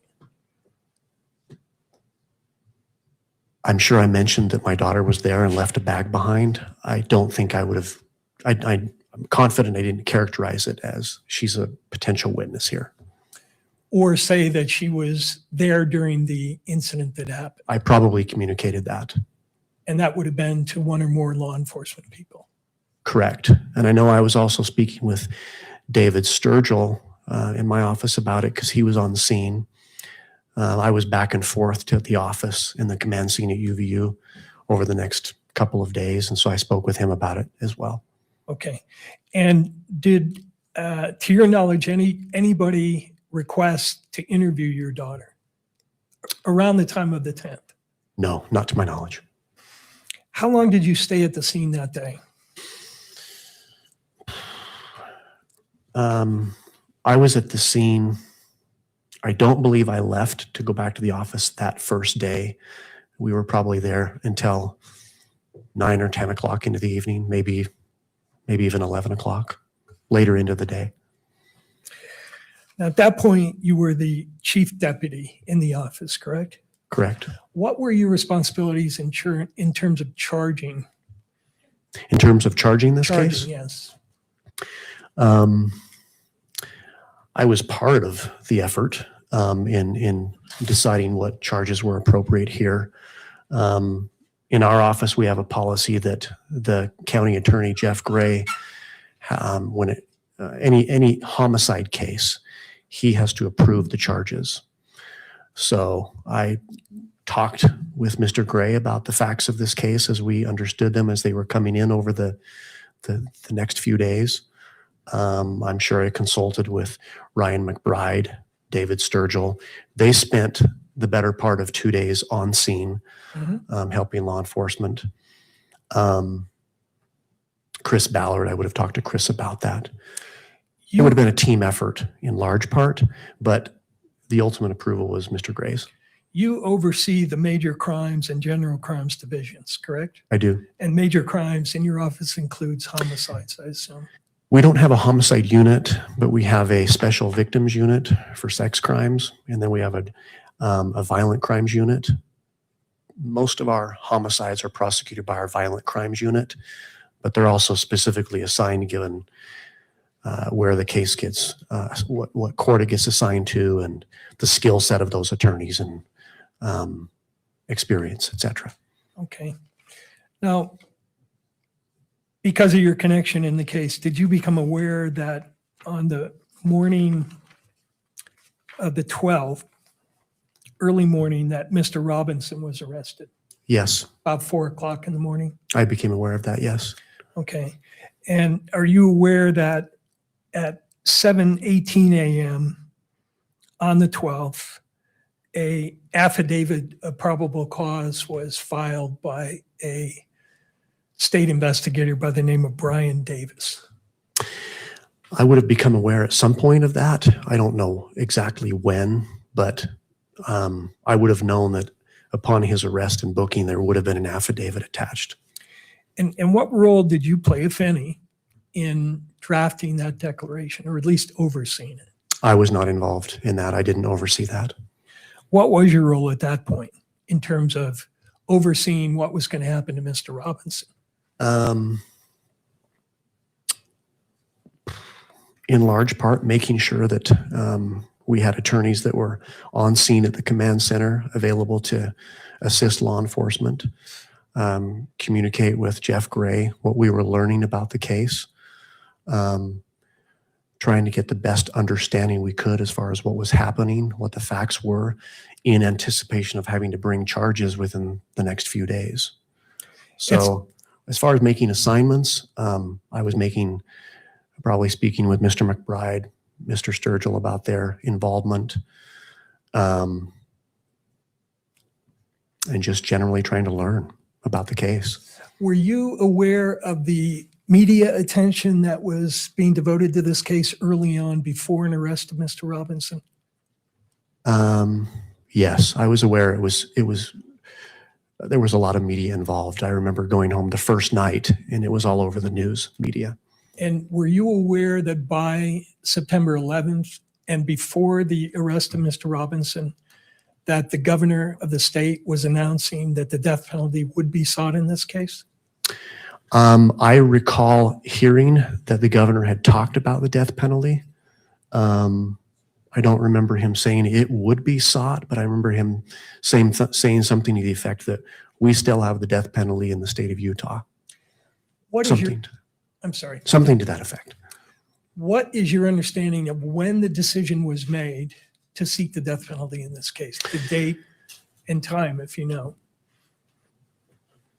I wouldn't know the time, but I do recall early on, probably the second or third day, there was discussion that if we have the facts to support it, that Jeff was confident that he would be probably seeking the death penalty. I don't know if he had made a hard decision on that on the second or third day, but he was definitely considering it. When you say the second or third day, are you talking about the second or third day in relation to when the incident happened on the 10th? It would have been after, well, it would have been probably the 12th or 13th. Okay. It was following his arrest, I believe. You're aware, are you not, that on the 13th, your office issued a press release, which included your name, indicating that we, the office, anticipated filing an information by the 16th. I remember discussion about that press release. I don't remember the specifics of what was in the release, but that sounds right, because upon someone's booking, we have a certain amount of time in which we need to have an information filed, unless we seek an extension, and that would have been the 16th. And so on the 13th, when that press release was released, had the decision already been made to seek the death penalty in the case? I don't know, counsel. I don't have. So the 13th, this happened on the 10th. So the 13th, that was a Wednesday. It may have been made on that day, but I'm not entirely sure. Or it could have been made before that day?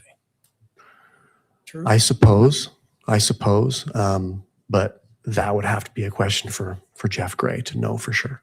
Well, as a chief deputy in the office, is that a decision that you normally would have been part of the process and deciding?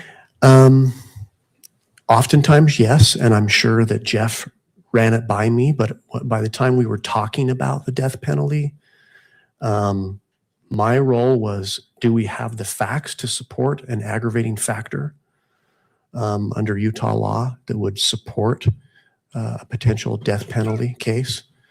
But I don't remember a conversation with Jeff Gray where he asked, what would you do in this situation? But there would have been discussions, I'm sure. Who in your office at that time, around September 10th, had more experience than you in prosecuting homicide cases?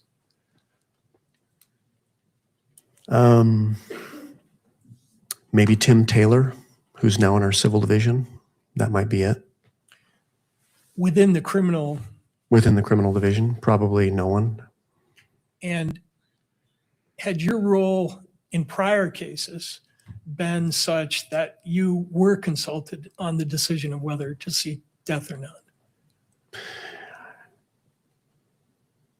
In this case, was I consulted? Now, Or in other let me cases? rephrase it. My apologies. In other cases that you have been involved as the lead prosecutor, was it routine for Mr. Gray to seek your advice as to whether to seek death or not in a case that you were primarily in charge of? Yes. And can you give me an example of where that had happened? The prosecution. Objection, relevance.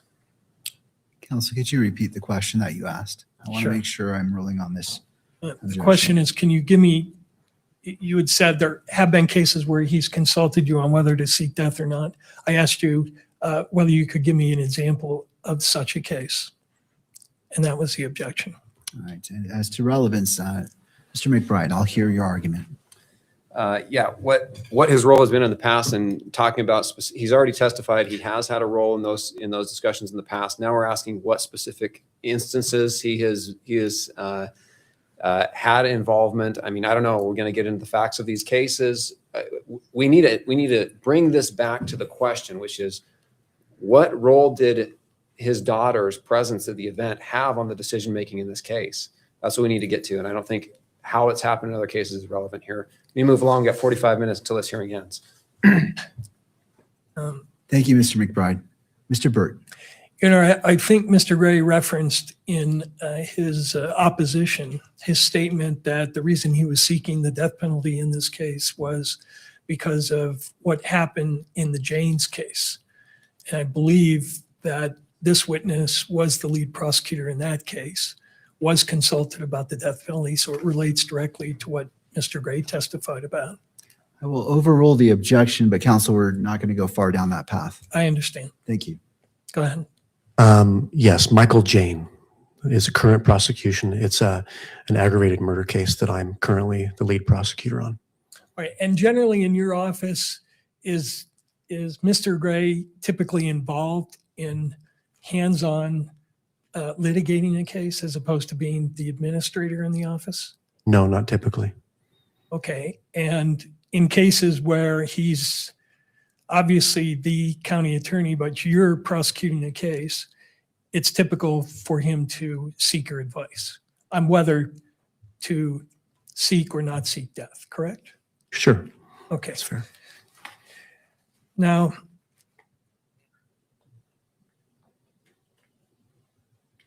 on September 16th, your office filed a notice of intent to seek the death penalty, correct?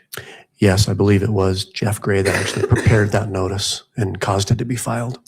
And what discussion, if any, did Mr. Gray have with your team regarding whether that notice should be filed at that time? I remember Jeff expressing to us that the decision was made. He'd made the decision that he was going to announce the death penalty, seek the death penalty in this case. He wanted to do it earlier rather than later and decided that to do it at the same time we charged the case. And so I don't know if it was filed. I think it was filed a few minutes or so after the information was filed, but it was filed prior to Mr. Robinson's first appearance, which occurred later that afternoon on the 16th. In the opposition to our motion, Mr. Gray indicates in reference to the Jane case, quoting here, the county attorney concluded from the outset that he would seek the death penalty, but choosing to follow the convention of some, the county attorney initially opted to wait until after the prelim. Do you know what he was referencing when he referred to the convention of some in terms of what the practice was? The statute calls for, I think it's within 60 days after arraignment, which takes place after a preliminary hearing, is when the notice of intent to seek death needs to be filed. Many prosecutors wait until after a preliminary hearing to file that notice. In Michael Jane, we didn't, but it was a handful of months or so after the information was filed before the notice of intent to seek death was filed. So I think the majority of cases, that notice of intent to seek death is probably filed after the prelim. And do you know the reason for that policy, for that practice?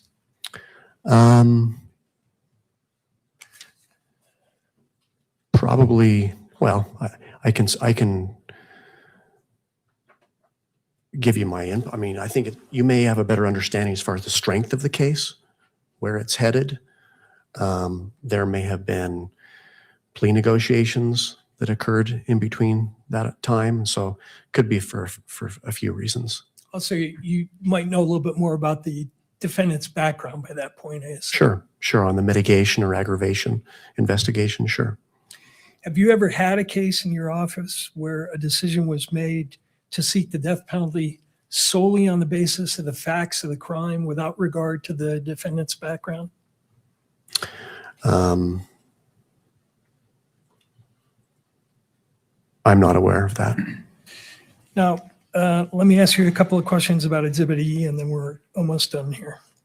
Exhibit E is your email to the defense in which you state, "We don't believe the following creates a conflict for me in Tyler Robinson's case, but it's something that should be disclosed to you, his attorneys." And then you outline basically what we've been discussing here today, correct? Correct. And can you tell me how that decision was reached to send this email to the defense, what the considerations were? Sure. The considerations were that I would be part of the prosecution team. I would be assigned to this case to help lead this team. And my daughter was present. And there's an argument that can be made with respect to a conflict. And so our practice, my practice, is to, if there's an argument, disclose it. We're not in the business of hiding anything. And so we knew from the outset that once counsel was appointed, that we would be disclosing this to the defense, and they would respond accordingly, however they thought they should. Reference has been made to these Utah prosecutors' best practices, Exhibit I. You're familiar with those? Exhibit I, not specifically, but. Let me show you that.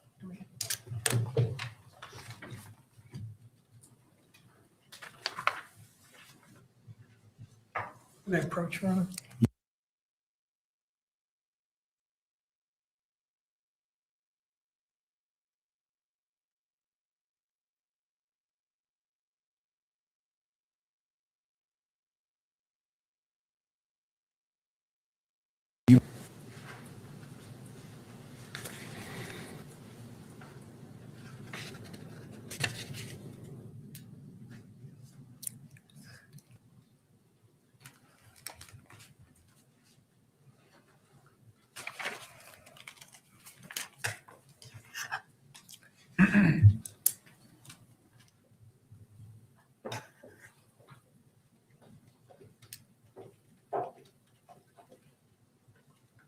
Yes. It's You are 20, good? it's 29 pages long, so you'll have to refer me I'm to. not going to ask you to read the whole thing, but you're generally familiar with that, right? From time to time. And there's a statement in there, I'll read it to you, which says if there's close cases should be resolved in favor of disclosure in a situation where there might be a potential conflict. Sure, I would agree with that. And did that motivate your behavior here in terms of why you disclosed what you did in that email? As far as it being close, is that the question? Well, did that motivate your behavior in disclosing it? What motivated my behavior was to just act with professionalism and integrity. Disclose this to the defense. But don't mistake our disclosure, my disclosure, our abundance of caution, our professionalism, integrity to be a concession that we believe there's merit to this alleged conflict. Sure.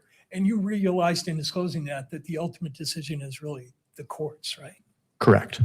All right. And there's a section of those guidelines that says if a prosecutor believes that public perception of the integrity of the prosecutor's office and public confidence in the handling of the case would negatively be impacted by a potential or alleged conflict of interest, the prosecutor should consider recusal. Did you take into account that standard when you were making decisions about what to disclose and what the significance of the fact was that your daughter was present at the scene? Sure, we considered the appearance of conflict here, but when we learned and had a good grasp of what her experience was, or perhaps most importantly, what her experience wasn't, what she didn't see, we felt confident that there's just simply no conflict here. And once people become aware of the facts, there's no appearance of conflict. Now, you had made that disclosure to us on October 1st, correct? Correct. When had you conducted the investigation about the measurements? The day before. The day before. Mhm. And do you know when Mr. Gray conducted the subsequent investigation into whether you could see her position from where the alleged shooter was? That was much later. So that part of the investigation had not been done at the time you decided there was no conflict. That's correct. And similarly, no one in law enforcement had interviewed your daughter, independent of you and what we see in the text, prior to you deciding that there was no conflict here, correct? Yes. Lastly, I wanted to ask you about the email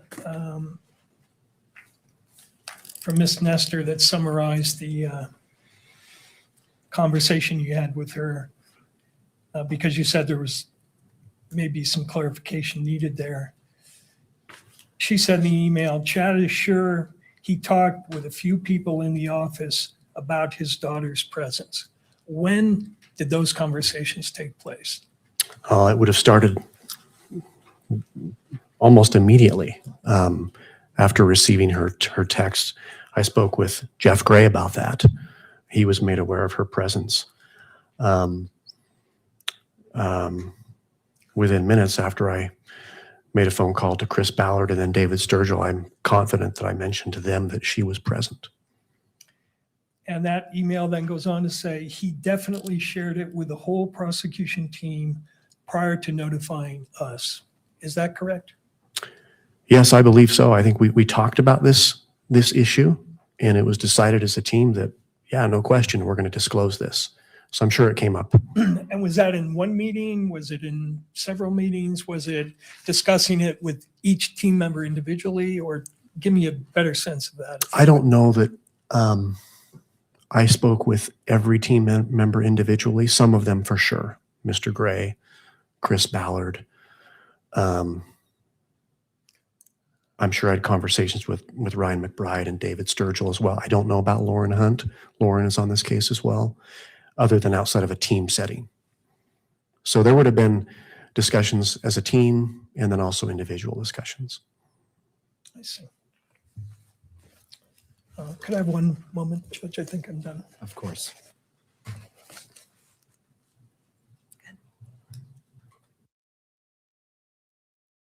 The state.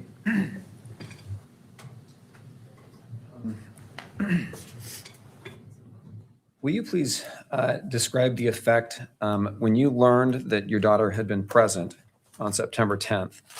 Over the next maybe 8 hours, you drive down to Utah County, you drive to Utah Valley University.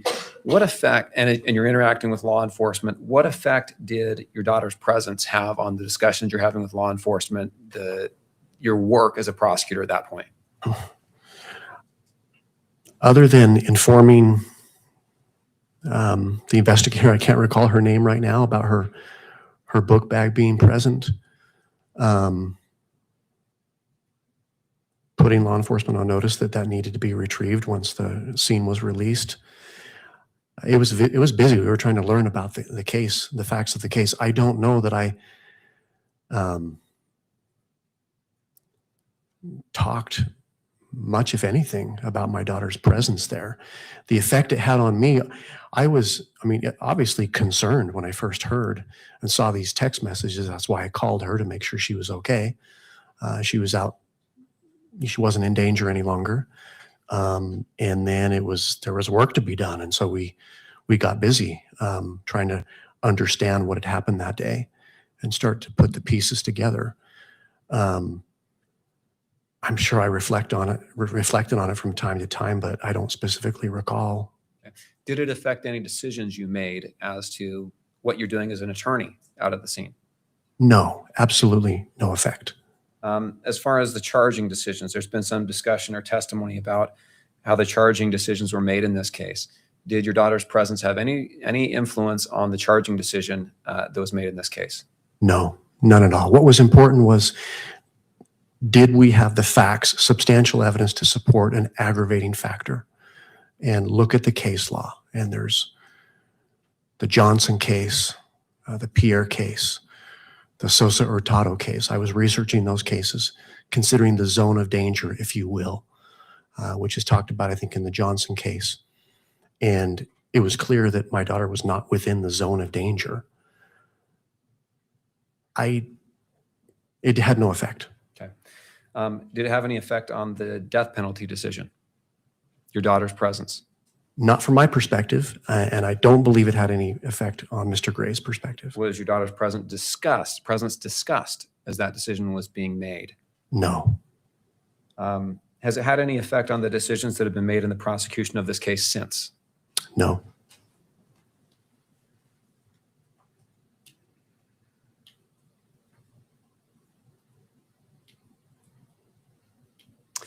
Now, as a father, have you monitored your daughter's condition? Sure. Her emotional condition? Yes. How well of course. And what's your understanding? How has her presence affected her? Has she had to get therapy? No, she has not. Has she had to miss work or school? No. Have you noticed a change in her demeanor or behavior at home? No. Just a moment, if I may.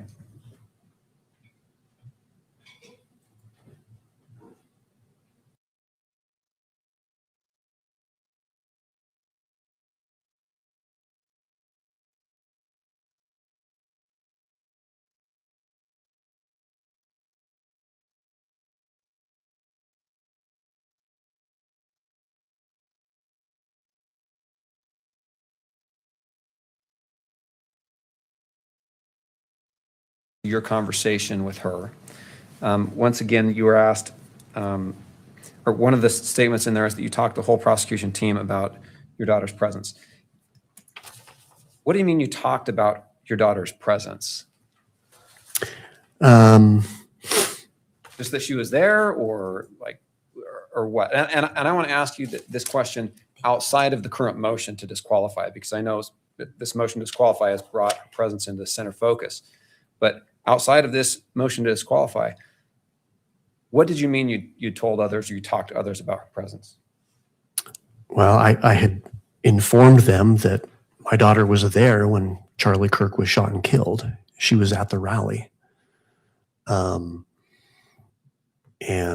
I'm sure we talked about what her experience amounted to based upon the text messages that I had received.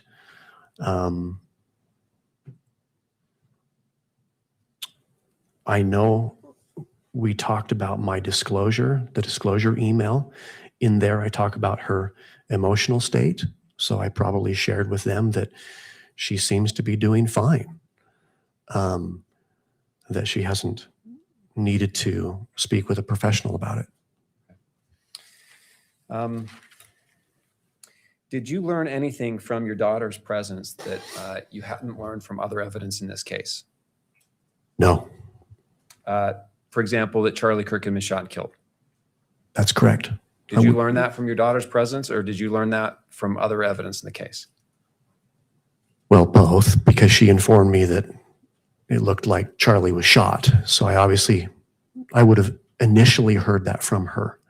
But there is other evidence, yes, direct evidence. Would her testimony be admissible in trial? I don't believe so. That Charlie Kirk was shot and killed? I think that calls for a legal opinion. Counsel, It's probably true. I'll sustain the objection. Let me make sure I've just asked that question adequately. Was there any information you gained from your daughter that you did not gain from other evidence that was collected in this case? No. Thank you. Nothing else. Thank you, Mr. McBride. May this witness be excused. Oh, I'm sorry, Mr. Burt. Thank you. You mentioned that the decision to seek death was based on the assessment of whether the aggravating factor was present or not, correct? Correct. And the aggravating factor is creation of danger to other people in the zone of danger. Was another put at great risk of death? Is the way the statute reads. Correct.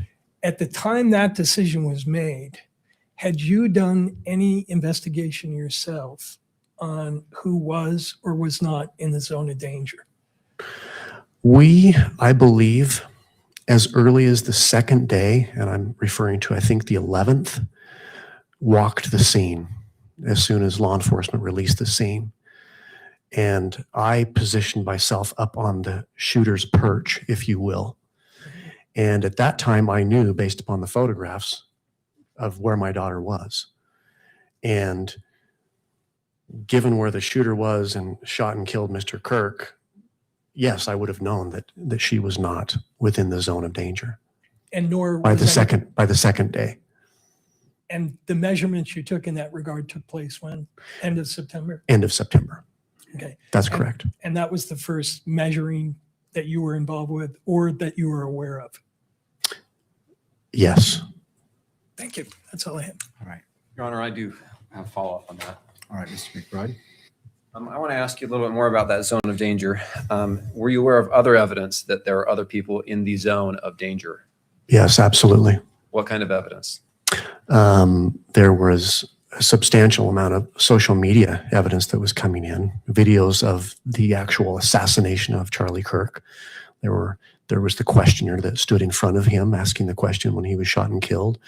There were others near him. There were people to the left and to the right of Mr. Kirk, people right behind Mr. Kirk as well, several individuals. And that testimony and that evidence, does that come from your daughter? No, Comes from other people who recorded the incident. Is that right? correct. Same question. That's probably all we have for redirect. Thank you. Nothing else. Thank you, Mr. McBride. Anything further for this witness? No, Your Honor. May this witness be excused. Yes. Thank you, Mr. Grenadier. To defense. Your Honor, at this time, we don't intend to call any more witnesses, and we would submit on our motion. I do believe the state may have a witness or two. All right, turning to the state.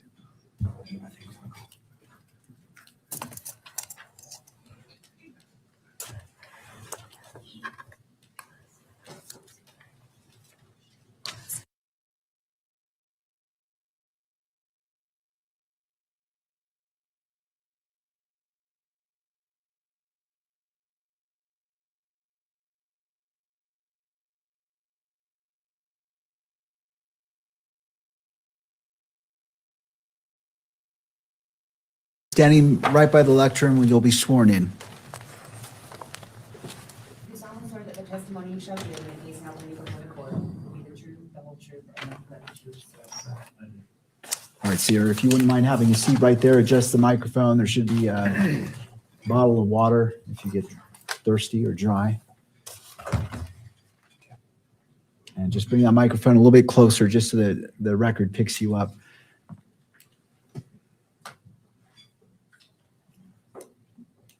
So the court's already.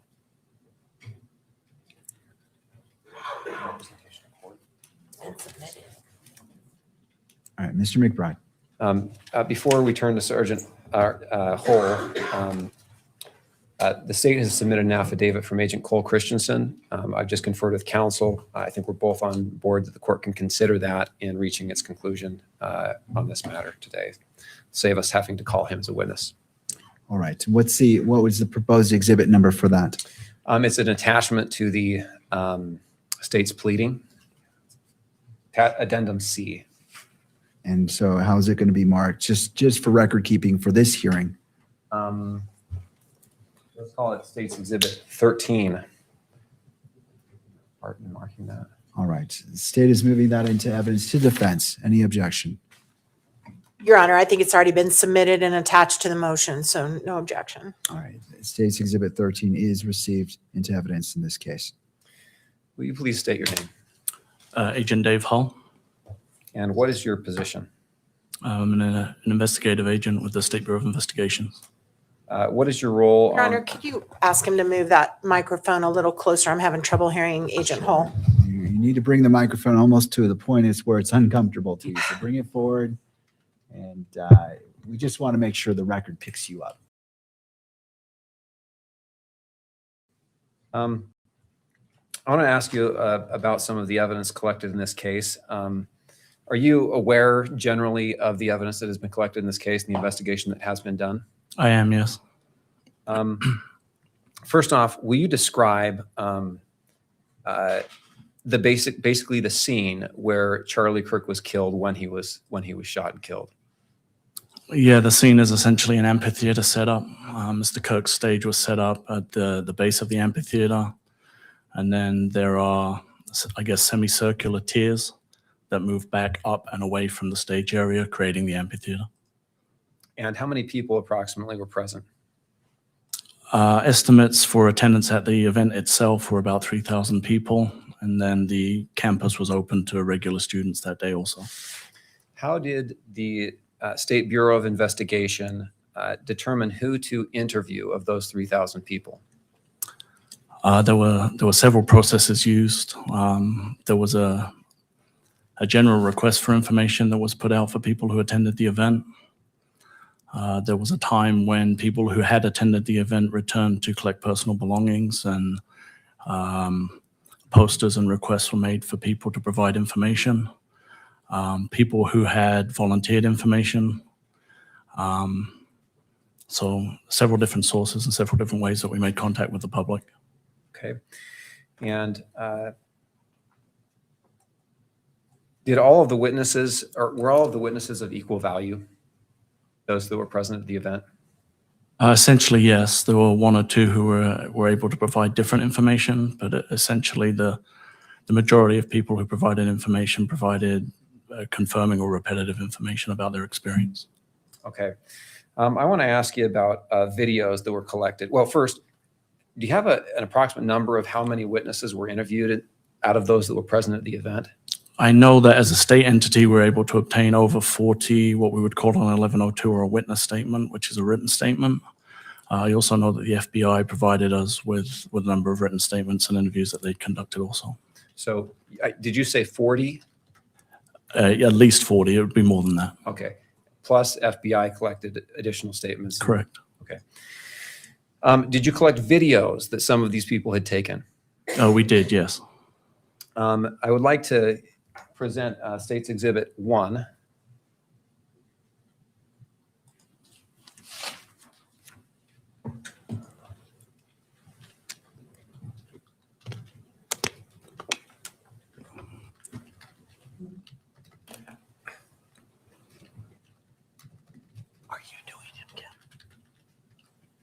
You should see it appear on your screen in a moment.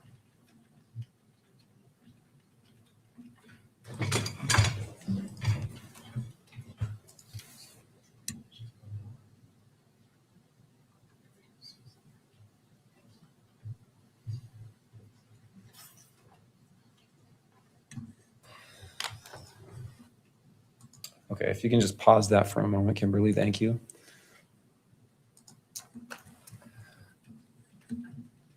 Do you recognize State's Exhibit 1? I do, yes. What is that? That was a video provided by an individual named Mr. Lyman, who was behind where the stage was set up. There's a kind of a walkway that goes under a building.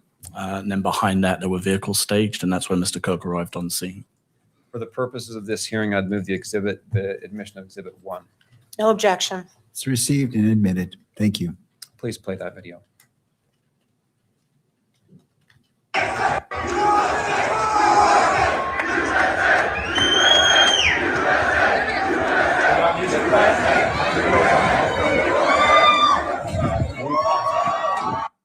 Okay, will you describe where this is we're seeing, or what we're seeing and where this video is capturing at this point? And we are at 14 seconds into the video. This is Mr. Kirk's arrival to the event. As I mentioned before, that kind of concrete breezeway that was behind the stage area. Mr. Kirk made his way through that. And then he would have been stage right when he first entered into the amphitheater.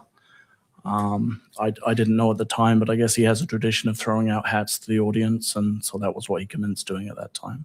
Okay, and then in a minute, we're going to see the video capture the actual amphitheater area. Is that accurate? I believe so, yes. Okay, go ahead and hit play, please.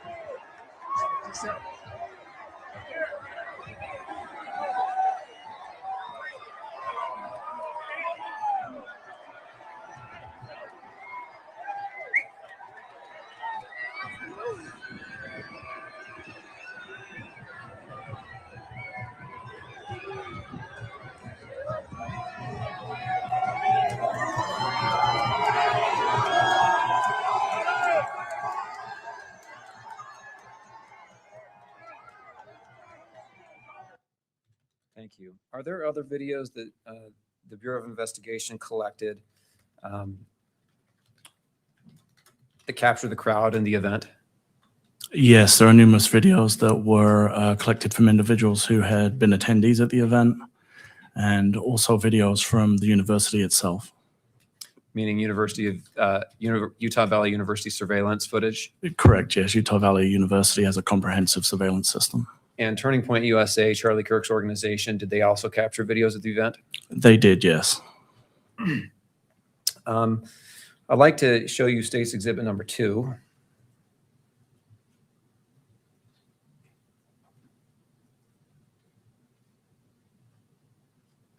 I have in front of you State's Exhibit number 2. Do you recognize that?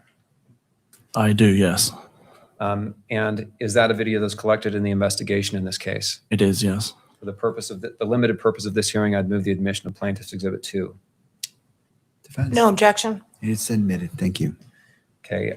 Will you describe what we're going to see here before we hit the play button? Yeah, this video will actually zoom into the roof area of the buildings. You can see center screen. In doing so, the video will capture an individual on the corner of the rooftop. Was this video captured by the person we're referring to as Prosecutor A's daughter? No. Okay. Please press play. You think he'd already be in place? You would think that. So there's somebody on the roof right there? Just saying? He just ran from over, where's my finger? Whoa. From over there, ran in. And now he's right there. Just saying. Now, that roof that was recorded in that video, first, is there other surveillance of that person in a person in that location at that time running to that spot? There is additional footage, yes. Where does that come from? That came from the Utah Valley University security cameras. All right. Is there another individual that also recorded a person running after the shooting from the roof? Not to my recollection, no. Any video from someone, do you recall a video from someone in the Hall of Flags who may have reported someone running after the shooting? Yes, there was an individual who recorded from the Hall of Flags. It's an interior video looking through the windows, but I believe an individual is visible on the rooftop also in that video. Okay, thank you. As far as other witnesses, some of the other relevant witnesses in this case, who is Hunter Kozak? My recollection is he was the individual who was asking the question to Mr. Kirk at the time that he was shot. Okay. Would he be a witness in this case? Could he be a witness, I should ask? Potentially, yes. Okay. Where was he positioned in relation to Mr. Kirk? I believe the way the stage was set up, he was approximately the same height level of Mr. Kirk, but he would have been directly in front of him, where they had the barrier set up separating the crowd from the stage area. Okay. I would like to show you Exhibit 4.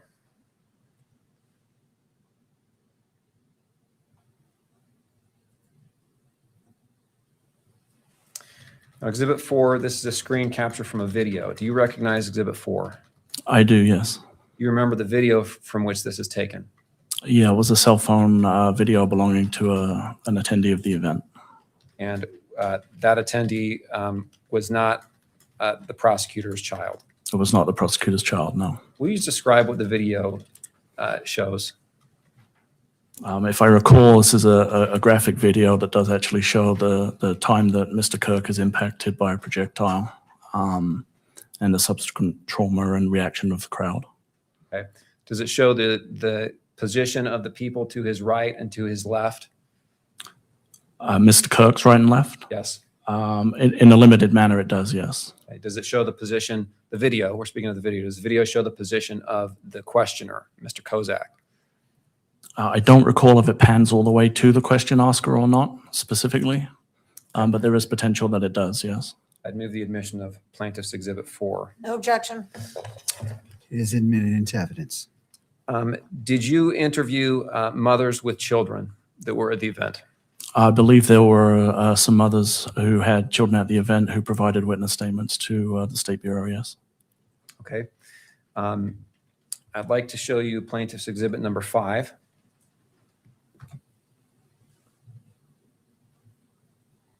Do you recognize Exhibit 5? I do, yes. And this, my understanding is this is also a screenshot from a video from Turning Point USA. Is that accurate? Yes, this was a video taken by Turning Point USA. Does this show the questioner, Mr. Hunter Kozak, in front of Charlie Kirk? It does. You can see him holding the microphone just above Mr. Kirk's head. Okay. And the video, will you describe what the video shows?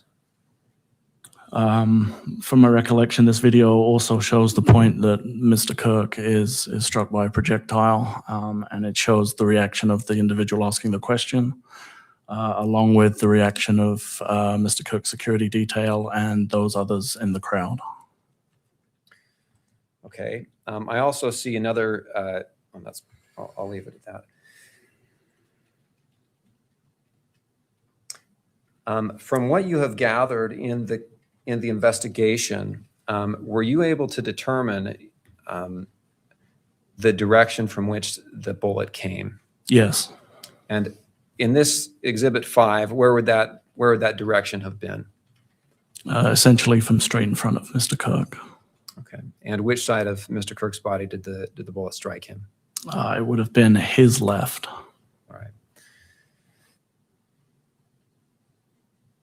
All right, and finally, Exhibit number 3. Oh, did I move? I'd move the admission of Exhibit number 5. No objection. It's admitted.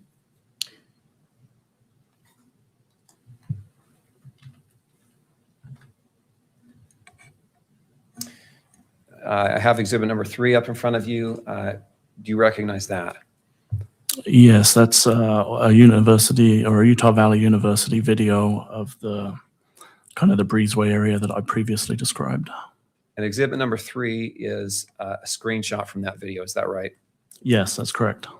And will you describe what plaintiff's exhibit, well, the video itself actually shows? Yes. If we were to play this video, this shows also the time that Mr. Kirk was impacted by the projectile. And it shows the activity that occurs behind the stage area and the movement of people prior to, during, and then after the incident. On both sides of the breezeway where the barriers are, the crowd actually break through the barrier in an effort to escape the area. Does this video show others that may have been exposed to risk if that bullet would have missed Mr. Kirk? I believe so, yes.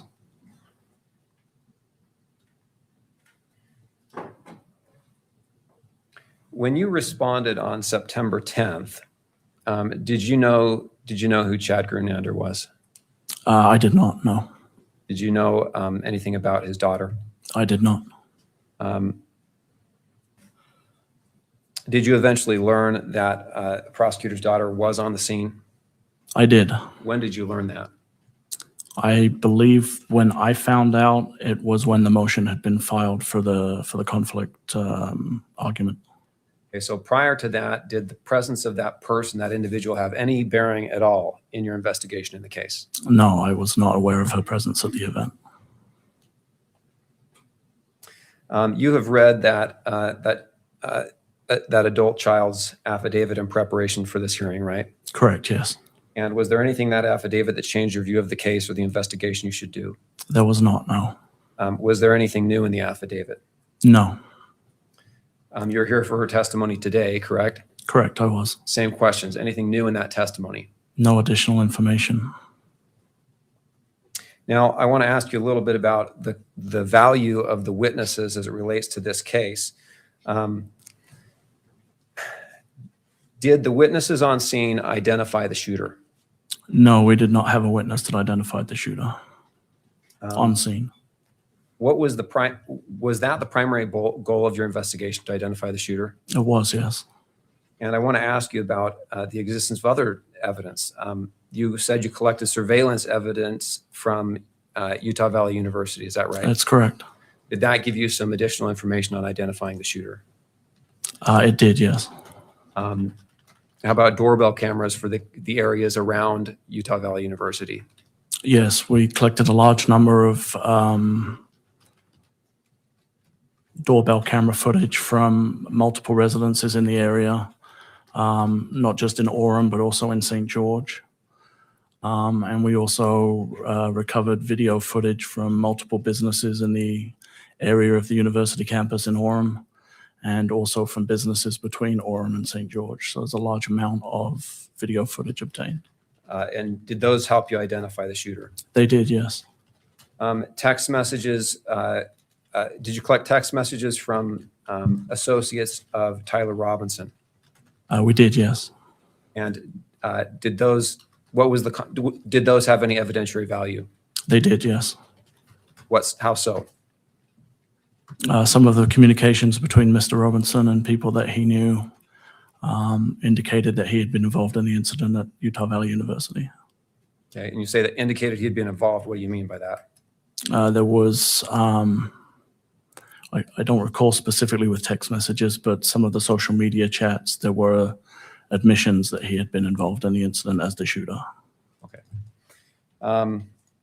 CSI evidence. Was CSI evidence, crime scene investigation, collected in this case? It was, yes. Was DNA evidence collected? It was, yes. Does that evidence help you identify the shooter?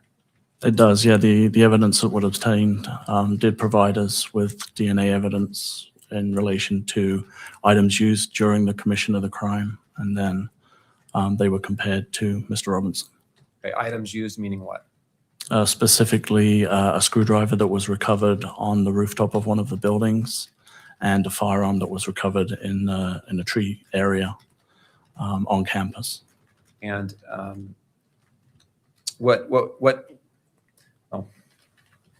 you didn't do the DNA testing yourself, correct? I did not know. But you're aware there have been reports that have given evidence as to the identity of DNA on that rifle. Is That's that correct, yes.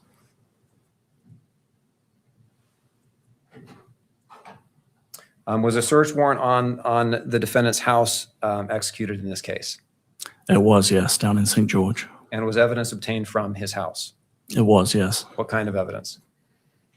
Kind of putting me on the spot, but if I recall, there were some bullet casings that had some inscriptions on. There were some tools that were believed to have been used to make those inscriptions. There were targets, I believe, that had been used, and also targets that had been purchased recently or just prior to the event. There was ring doorbell camera footage obtained from other residences down there. And then a number of electrical items, laptops and such that were collected as part of the warrant. You said inscriptions on some shell casings found in his apartment. What value do those have? That was relevant because the shell casings recovered with the firearm also had inscriptions on them. You said there was evidence. The DNA was evidence consistent, or DNA consistent with the defendant's DNA found on that rifle. Object to hearsay. Counsel? This really ought to be considered under kind of a 104 rule of evidence here. We're not offering the admission of this to prove guilt, but whether or not there's a conflict of interest, the existence of other evidence besides the adult child in this case is relevant to whether or not she is a material witness. If we've got DNA proving or suggesting or proving otherwise, it's directly relevant to that.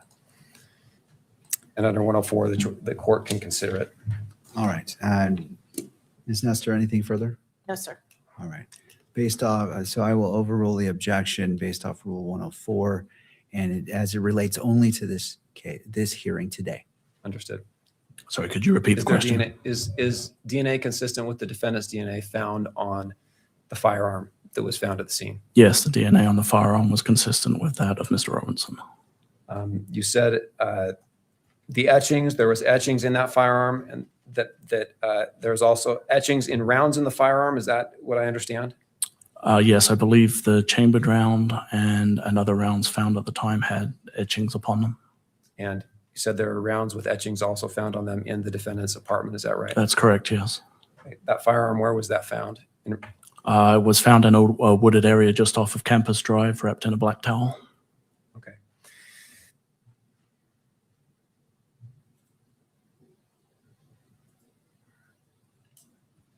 How critical are eyewitness statements of those present to the event to identifying the shooter? They did not provide any information that allowed us to identify the shooter. Okay, if I can have just a moment. I'd move the admission of State's Exhibit 3. No objection. It's admitted. Thank you. Okay, nothing else. All right. Council, I'll give you 6 minutes for redirect. Whew, I'll talk fast, Your Honor. All right. And I'll run up to the front. Good afternoon. My name is Kathy Nestor. I represent Mr. Robinson, Agent Hall. You certainly seem familiar with a lot of the evidence here. Is it fair to say you're one of the key case agents in this matter? That's correct. All right. And as one of the case agents in this matter, certainly it's up to you to look at every piece of evidence that could be important in this case. Is that right? That's correct. And as a matter of fact, if I understood your testimony correctly, you said that you guys put posters up asking students, if you have videos, please give them to us. Is that right? I believe that the posters were asking if anybody wanted to provide a statement to us, that they would be encouraged to do so. So you encouraged all the kids that were there and other people to come forward and give you a statement. Did you not? I did not personally know. Your posters did. The posters did, correct. Okay. And you also put out a request for videos, if anybody had videos to present them to you. Did you not? We asked if anybody had any information that would help us with our investigation, if they'd be willing to provide it to us. That's correct. And it doesn't sound like you screened it. You were so like, if you have it, bring it to us, right? I'm not sure what the question is. You didn't screen for, well, we'll take your evidence, but we're not interested in your evidence. You took any evidence that came at you, right? I guess the answer would be yes, because I can't screen it until I have it. Exactly. Okay. Is there anybody that came forward and you said, yeah, we're really not interested in talking to you at all? We're not even going to take your statement? I believe there were people who were pre-screened who wanted to provide information that didn't have any substantiated connection to the investigation. But somebody connected with this investigation, spoke to them and decided they didn't have any valuable information, correct? Yeah, they documented their contact and then made that decision. Okay. And the videos that you got, you understand that these videos have been used far and wide to look to see if there were potentially other shooters in the crowd. Have you seen this on social media? Thousands of them? Again, I guess I don't know what the question is. All right. Are you aware that the videos that have been taken from the scene have been analyzed by people on social media and in the press to see if there was somebody else that could have been involved in this? Are you aware of that? I'm aware that everybody has a theory on the case. Yes. Everybody has a theory on it, right? Mhm. So wouldn't you think it would be fair to say that any video that was taken there that could one way or another address whether those theories are good or bad, or whether your theory is good or bad, you guys should at least take a look at them? Fair? Yes. All right. And you became aware that Mr. Grunander had a child that was present at the scene. Is that right? That's correct. And did you look at her videos? I did, yes. When did you look at her videos? When I received them, when she was interviewed by Agent Mortensen. So that would have been a couple weeks ago. Correct. All right. But when you were doing your investigation of this case initially, you never looked at her videos. Ms. Grunander did not come forward as a witness, no. And the Utah County Attorney's Office knew that she had been there, right? I'm sorry? The Utah County Attorney's Office knew she had been there that day? At the event? Yes. Correct. And they knew she had videos? I don't know if they knew she had videos or not, but they knew she'd been at the event. But they sure weren't forwarded to you, were they? Not until last week, no. Okay. When this came out and there was a motion filed in court? Correct. All right. And have you ever interviewed Mr. Grunander's adult child? As I said, Agent Mortensen did that interview. I did not. And that was done when? Either a week or 10 days ago. Right. And so up until about 10 days ago, you all did not look at her videos, right? No. You did not interview her. No. And the county attorneys knew that she had been there, right? Correct. And they knew she had videos. Correct. And were you told by anyone not to interview her? No, I was Were not. you told by anyone to leave her alone? I was not.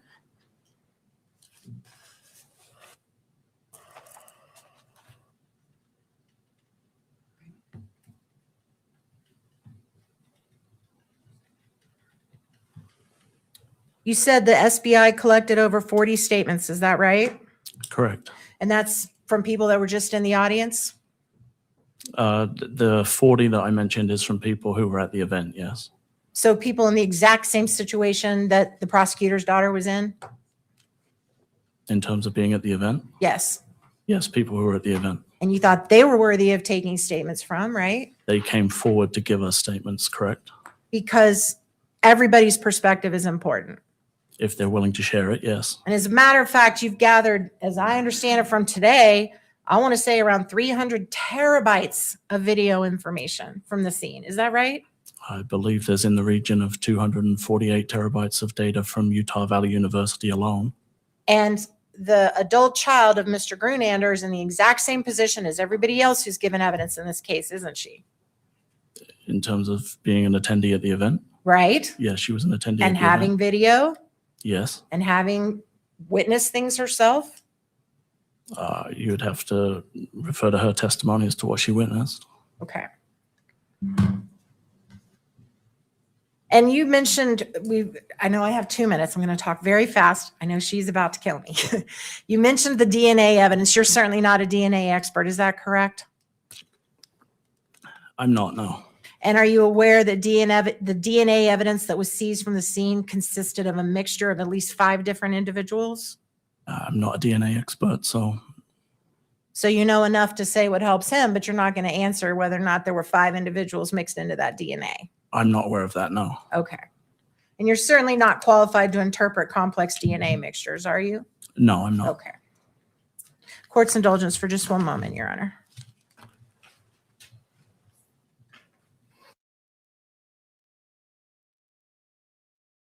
Six minutes.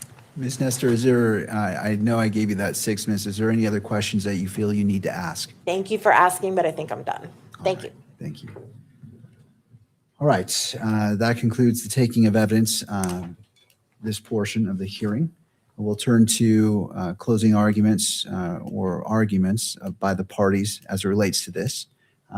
May this witness step down. Yes.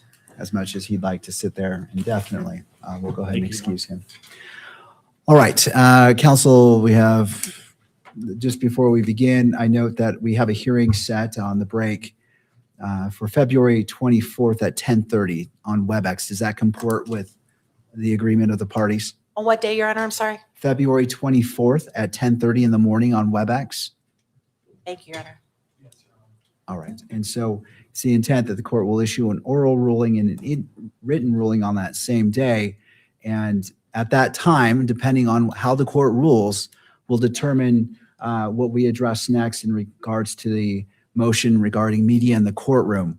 And so we'll take to that point. I do wish to state that this court's mind is not made up and that I would ask all parties to continue in their roles because the court has not issued a decision in regards to the disqualification of the Utah County Attorney's Office. So I would ask that all parties continue to move forward diligently as they have and have made a note of that. All right, so it's 4:37. My lawyer math, let's see. It looks like you would get 10 minutes each for your arguments, and we will end at 5. And if you want to reserve time, you certainly can do so, but take that into account when you're making your argument. Mr. Novak. Thank you, Your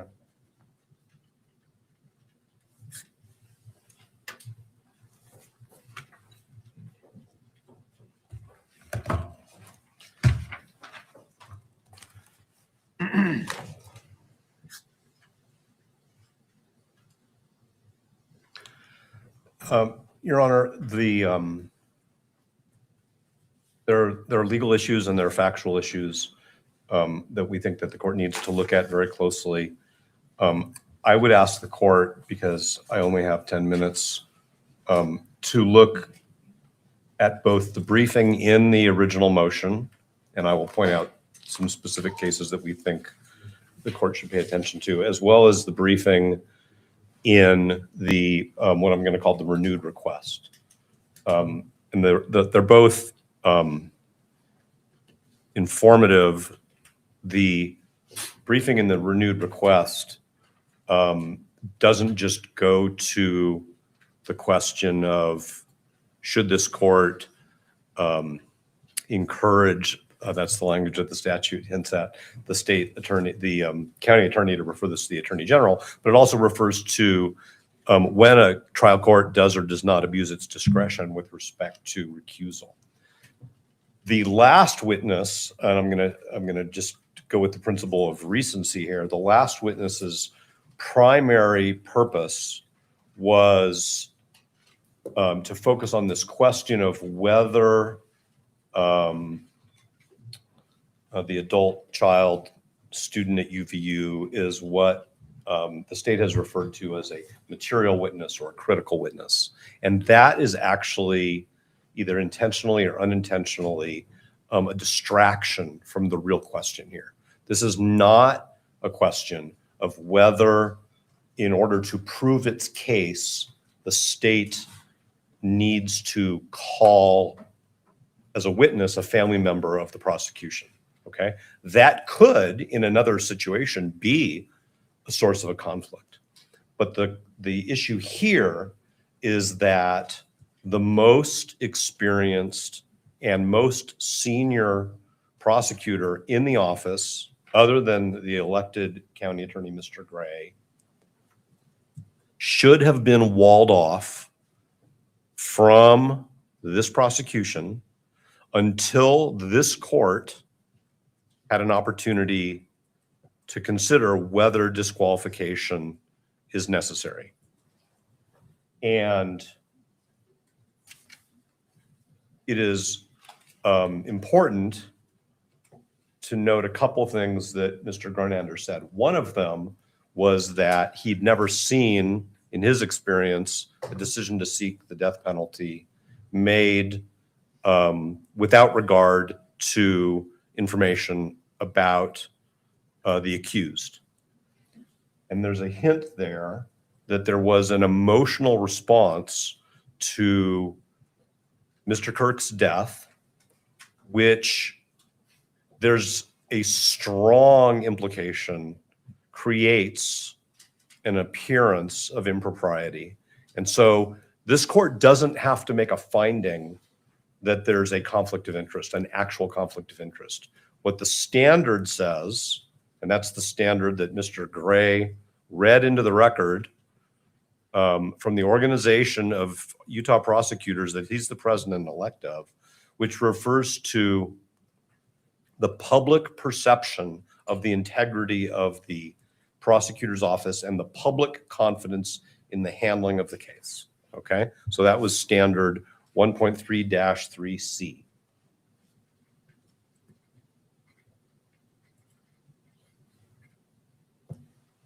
The failure of Mr. Gray to at least temporarily wall off Mr. Grenander, to seek guidance from any other prosecutor, ethics expert, the court, the state bar, people who are leaders or members of SWAP, the Attorney General's office, demonstrates both a very an inappropriately casual approach to this issue. And it also demonstrates that what Mr. Gray did is he put his need for Mr. Grenander to lead this case ahead of the ethical consideration of whether that might create an appearance of impropriety. Not an appearance in Mr. Gray's opinion, not an appearance in Mr. Grenander's opinion, but an appearance in the public eye. And that's actually your honor's project, if I may, is to determine what a reasonable member of the public would think of this scenario. The other thing that is important here is that we are dealing with a proceeding where the Eighth Amendment to the United States Constitution and the parallel constitutional right in Utah require, and this court has heard it already, and the court's going to hear it over and over again, a heightened standard of reliability. This is not just a court proceeding, and it's not just a criminal proceeding. This is a capital proceeding, which is at this point in time sort of almost the only proceeding where the Eighth Amendment comes into play. And so this court needs to view the appearance of impropriety under this heightened standard of reliability. A couple Utah cases that I think that this court, we would ask this court to look at very closely. State v. McClellan, Utah Supreme Court, 2009, Utah 50. State v. Cater, C-A-T-E-R, 2014. I'm sorry, yeah, that's a Court of Appeal decision. 2014, Utah Appeals 207. Mr. Gray should have implemented a firewall, and he didn't. And that has created this problem. And then what we see is isolating Mr. Gronander's daughter from the investigation, isolating her in some way so that she hasn't provided a statement, she hasn't provided videos until we bring this issue to the court's attention.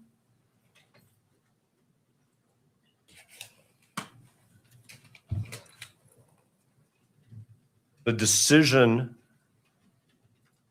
as to what charges to file, the decision as to whether or not to seek the death penalty should never, ever have been made in consultation with Mr. Gronander, even if he's the most experienced homicide prosecutor in the office, even if he has one of the longest tenures, and even if it's Mr. Gray's ultimate decision. Because now we don't really know, and the court doesn't know, and the court just can't defer to the prosecution. That's the whole point of the court having the supervisory power over this issue. What influenced Mr. Gray? I would also point out that Mr. Gray did not disclose until asked, while under oath, that two members of his faith community were also present there. That was not disclosed to us when he found out about it, and that he has a relationship with the family of some young person who was also negatively impacted. This line of sight analysis, this PIE that has been diagrammed is not the question. That is not the question. The question is whether Mr. Gray should have isolated the prosecutor whose child was there, and I say this with all due concern and respect, could have been injured in any number of ways. People could have been hurt leaving the scene. And I'm not saying that in any way to minimize the effect that that experience had on Mr. Gronander and his family. I think, as I said in court last time, I've been through this where I learned that my child is somewhere where there was a shooting. And until I knew my child was safe, that was, an overwhelming emotional experience. So the problem is that Mr. Gray approached this in an incredibly casual way. There isn't a single memorandum, he testified to this, documenting the process of whether there's an actual conflict or an appearance of conflict.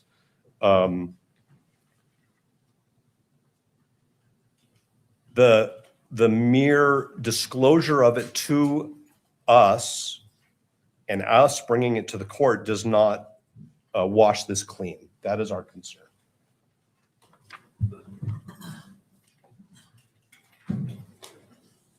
I also want to cite the court, because I'm running out of time, to a decision that is not a Utah decision, but it's cited on page 12 of our motion, which is Tate, 925 Southwest 2nd, 548, a Tennessee decision, where basically the court says where there were no screening procedures and the prosecutor, as to whom there was an appearance of impropriety, maintained the role of a supervisor, and there was open discussion of the case with him, there should have been a disqualification. And what the court did there is it disqualified the entire office. So this problem could have been avoided if Mr. Grunander had been screened off, if Mr. Gray had sought this court's guidance early. The state, I'm sorry, they were in court on September 16th. This could have been brought to the court's attention in September. Counsel were appointed shortly thereafter. We could have addressed this a long time ago.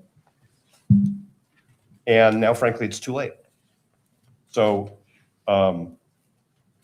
we understand that there is pressure on the judicial system to move this case expeditiously.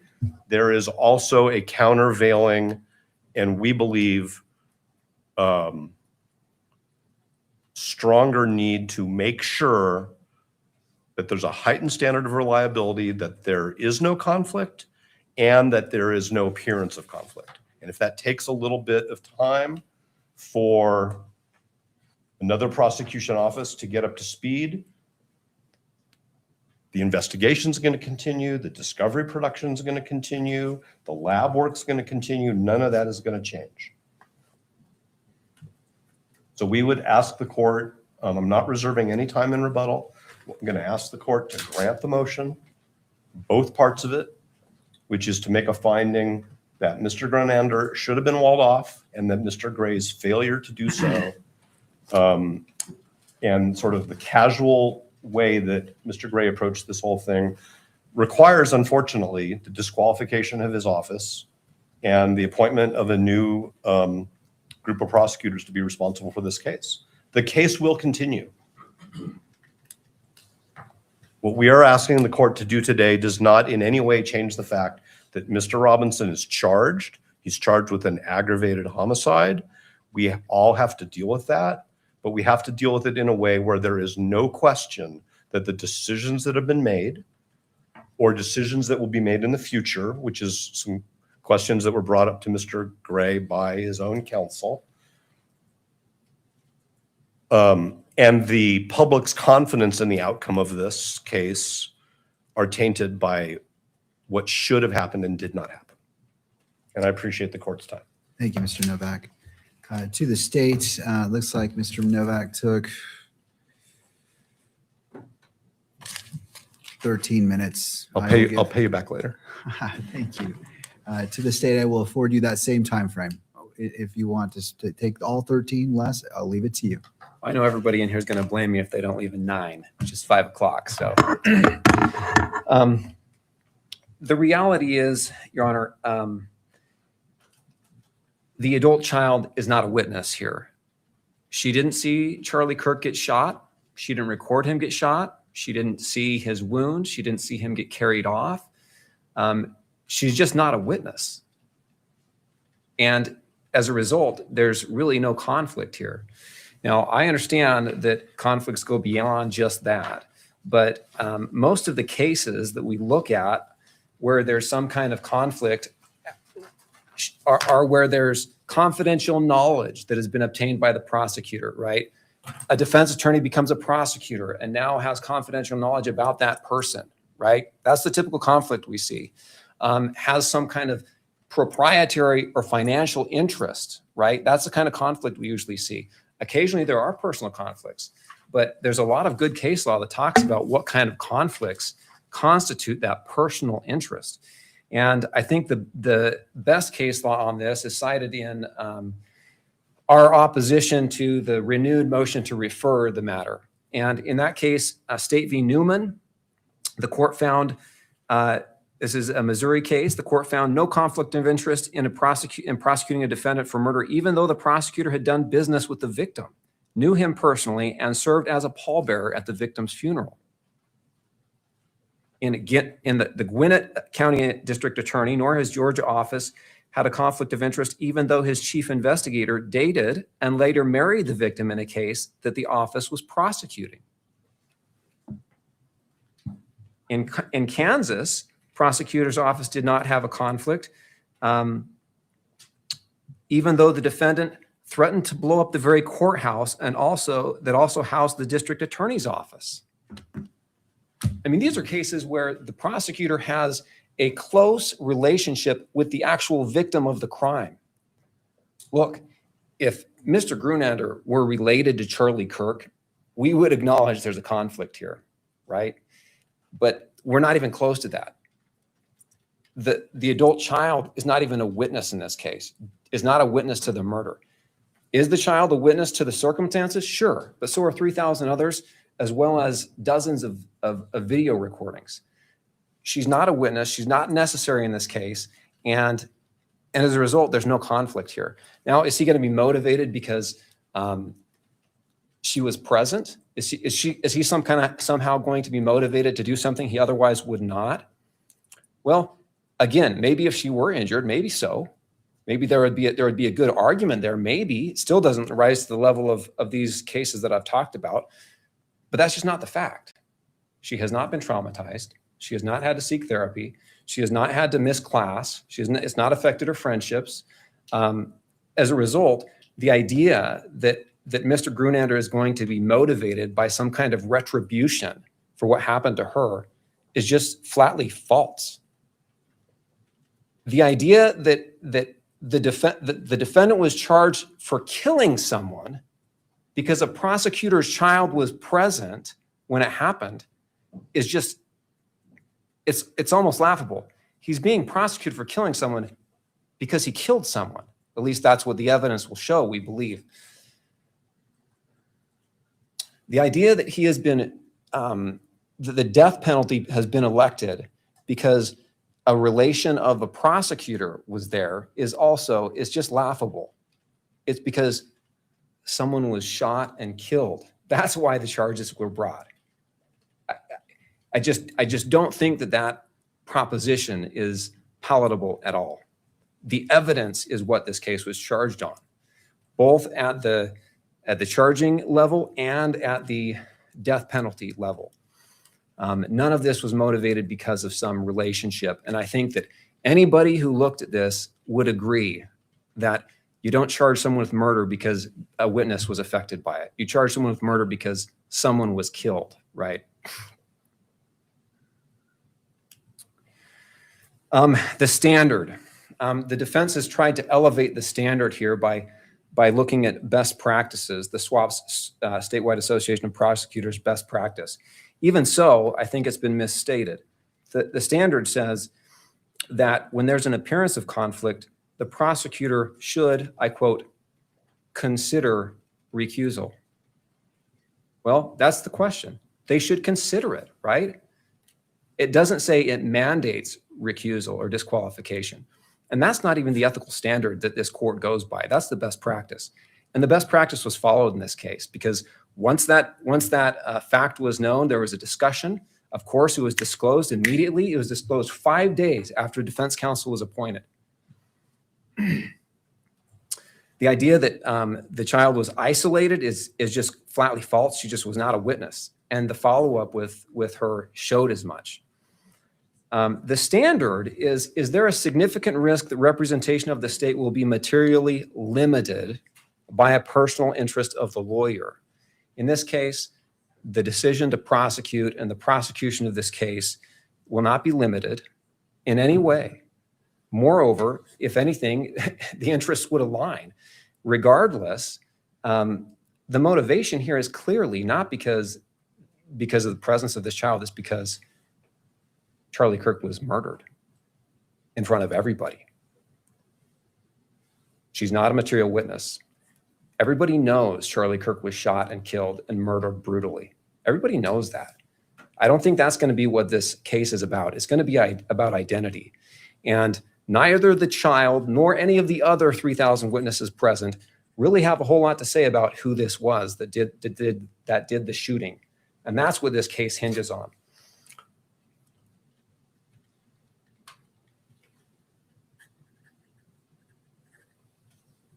There's been no evidence that Prosecutor A's child had any effect on the prosecution of this case to date. And there's no reason to believe it will have any effect in the future. The testimony was clear that no one anticipated that based on her lack of value as a witness and the lack of trauma or injury to her. There really shouldn't be any question about that for this court, for the public, or anyone else.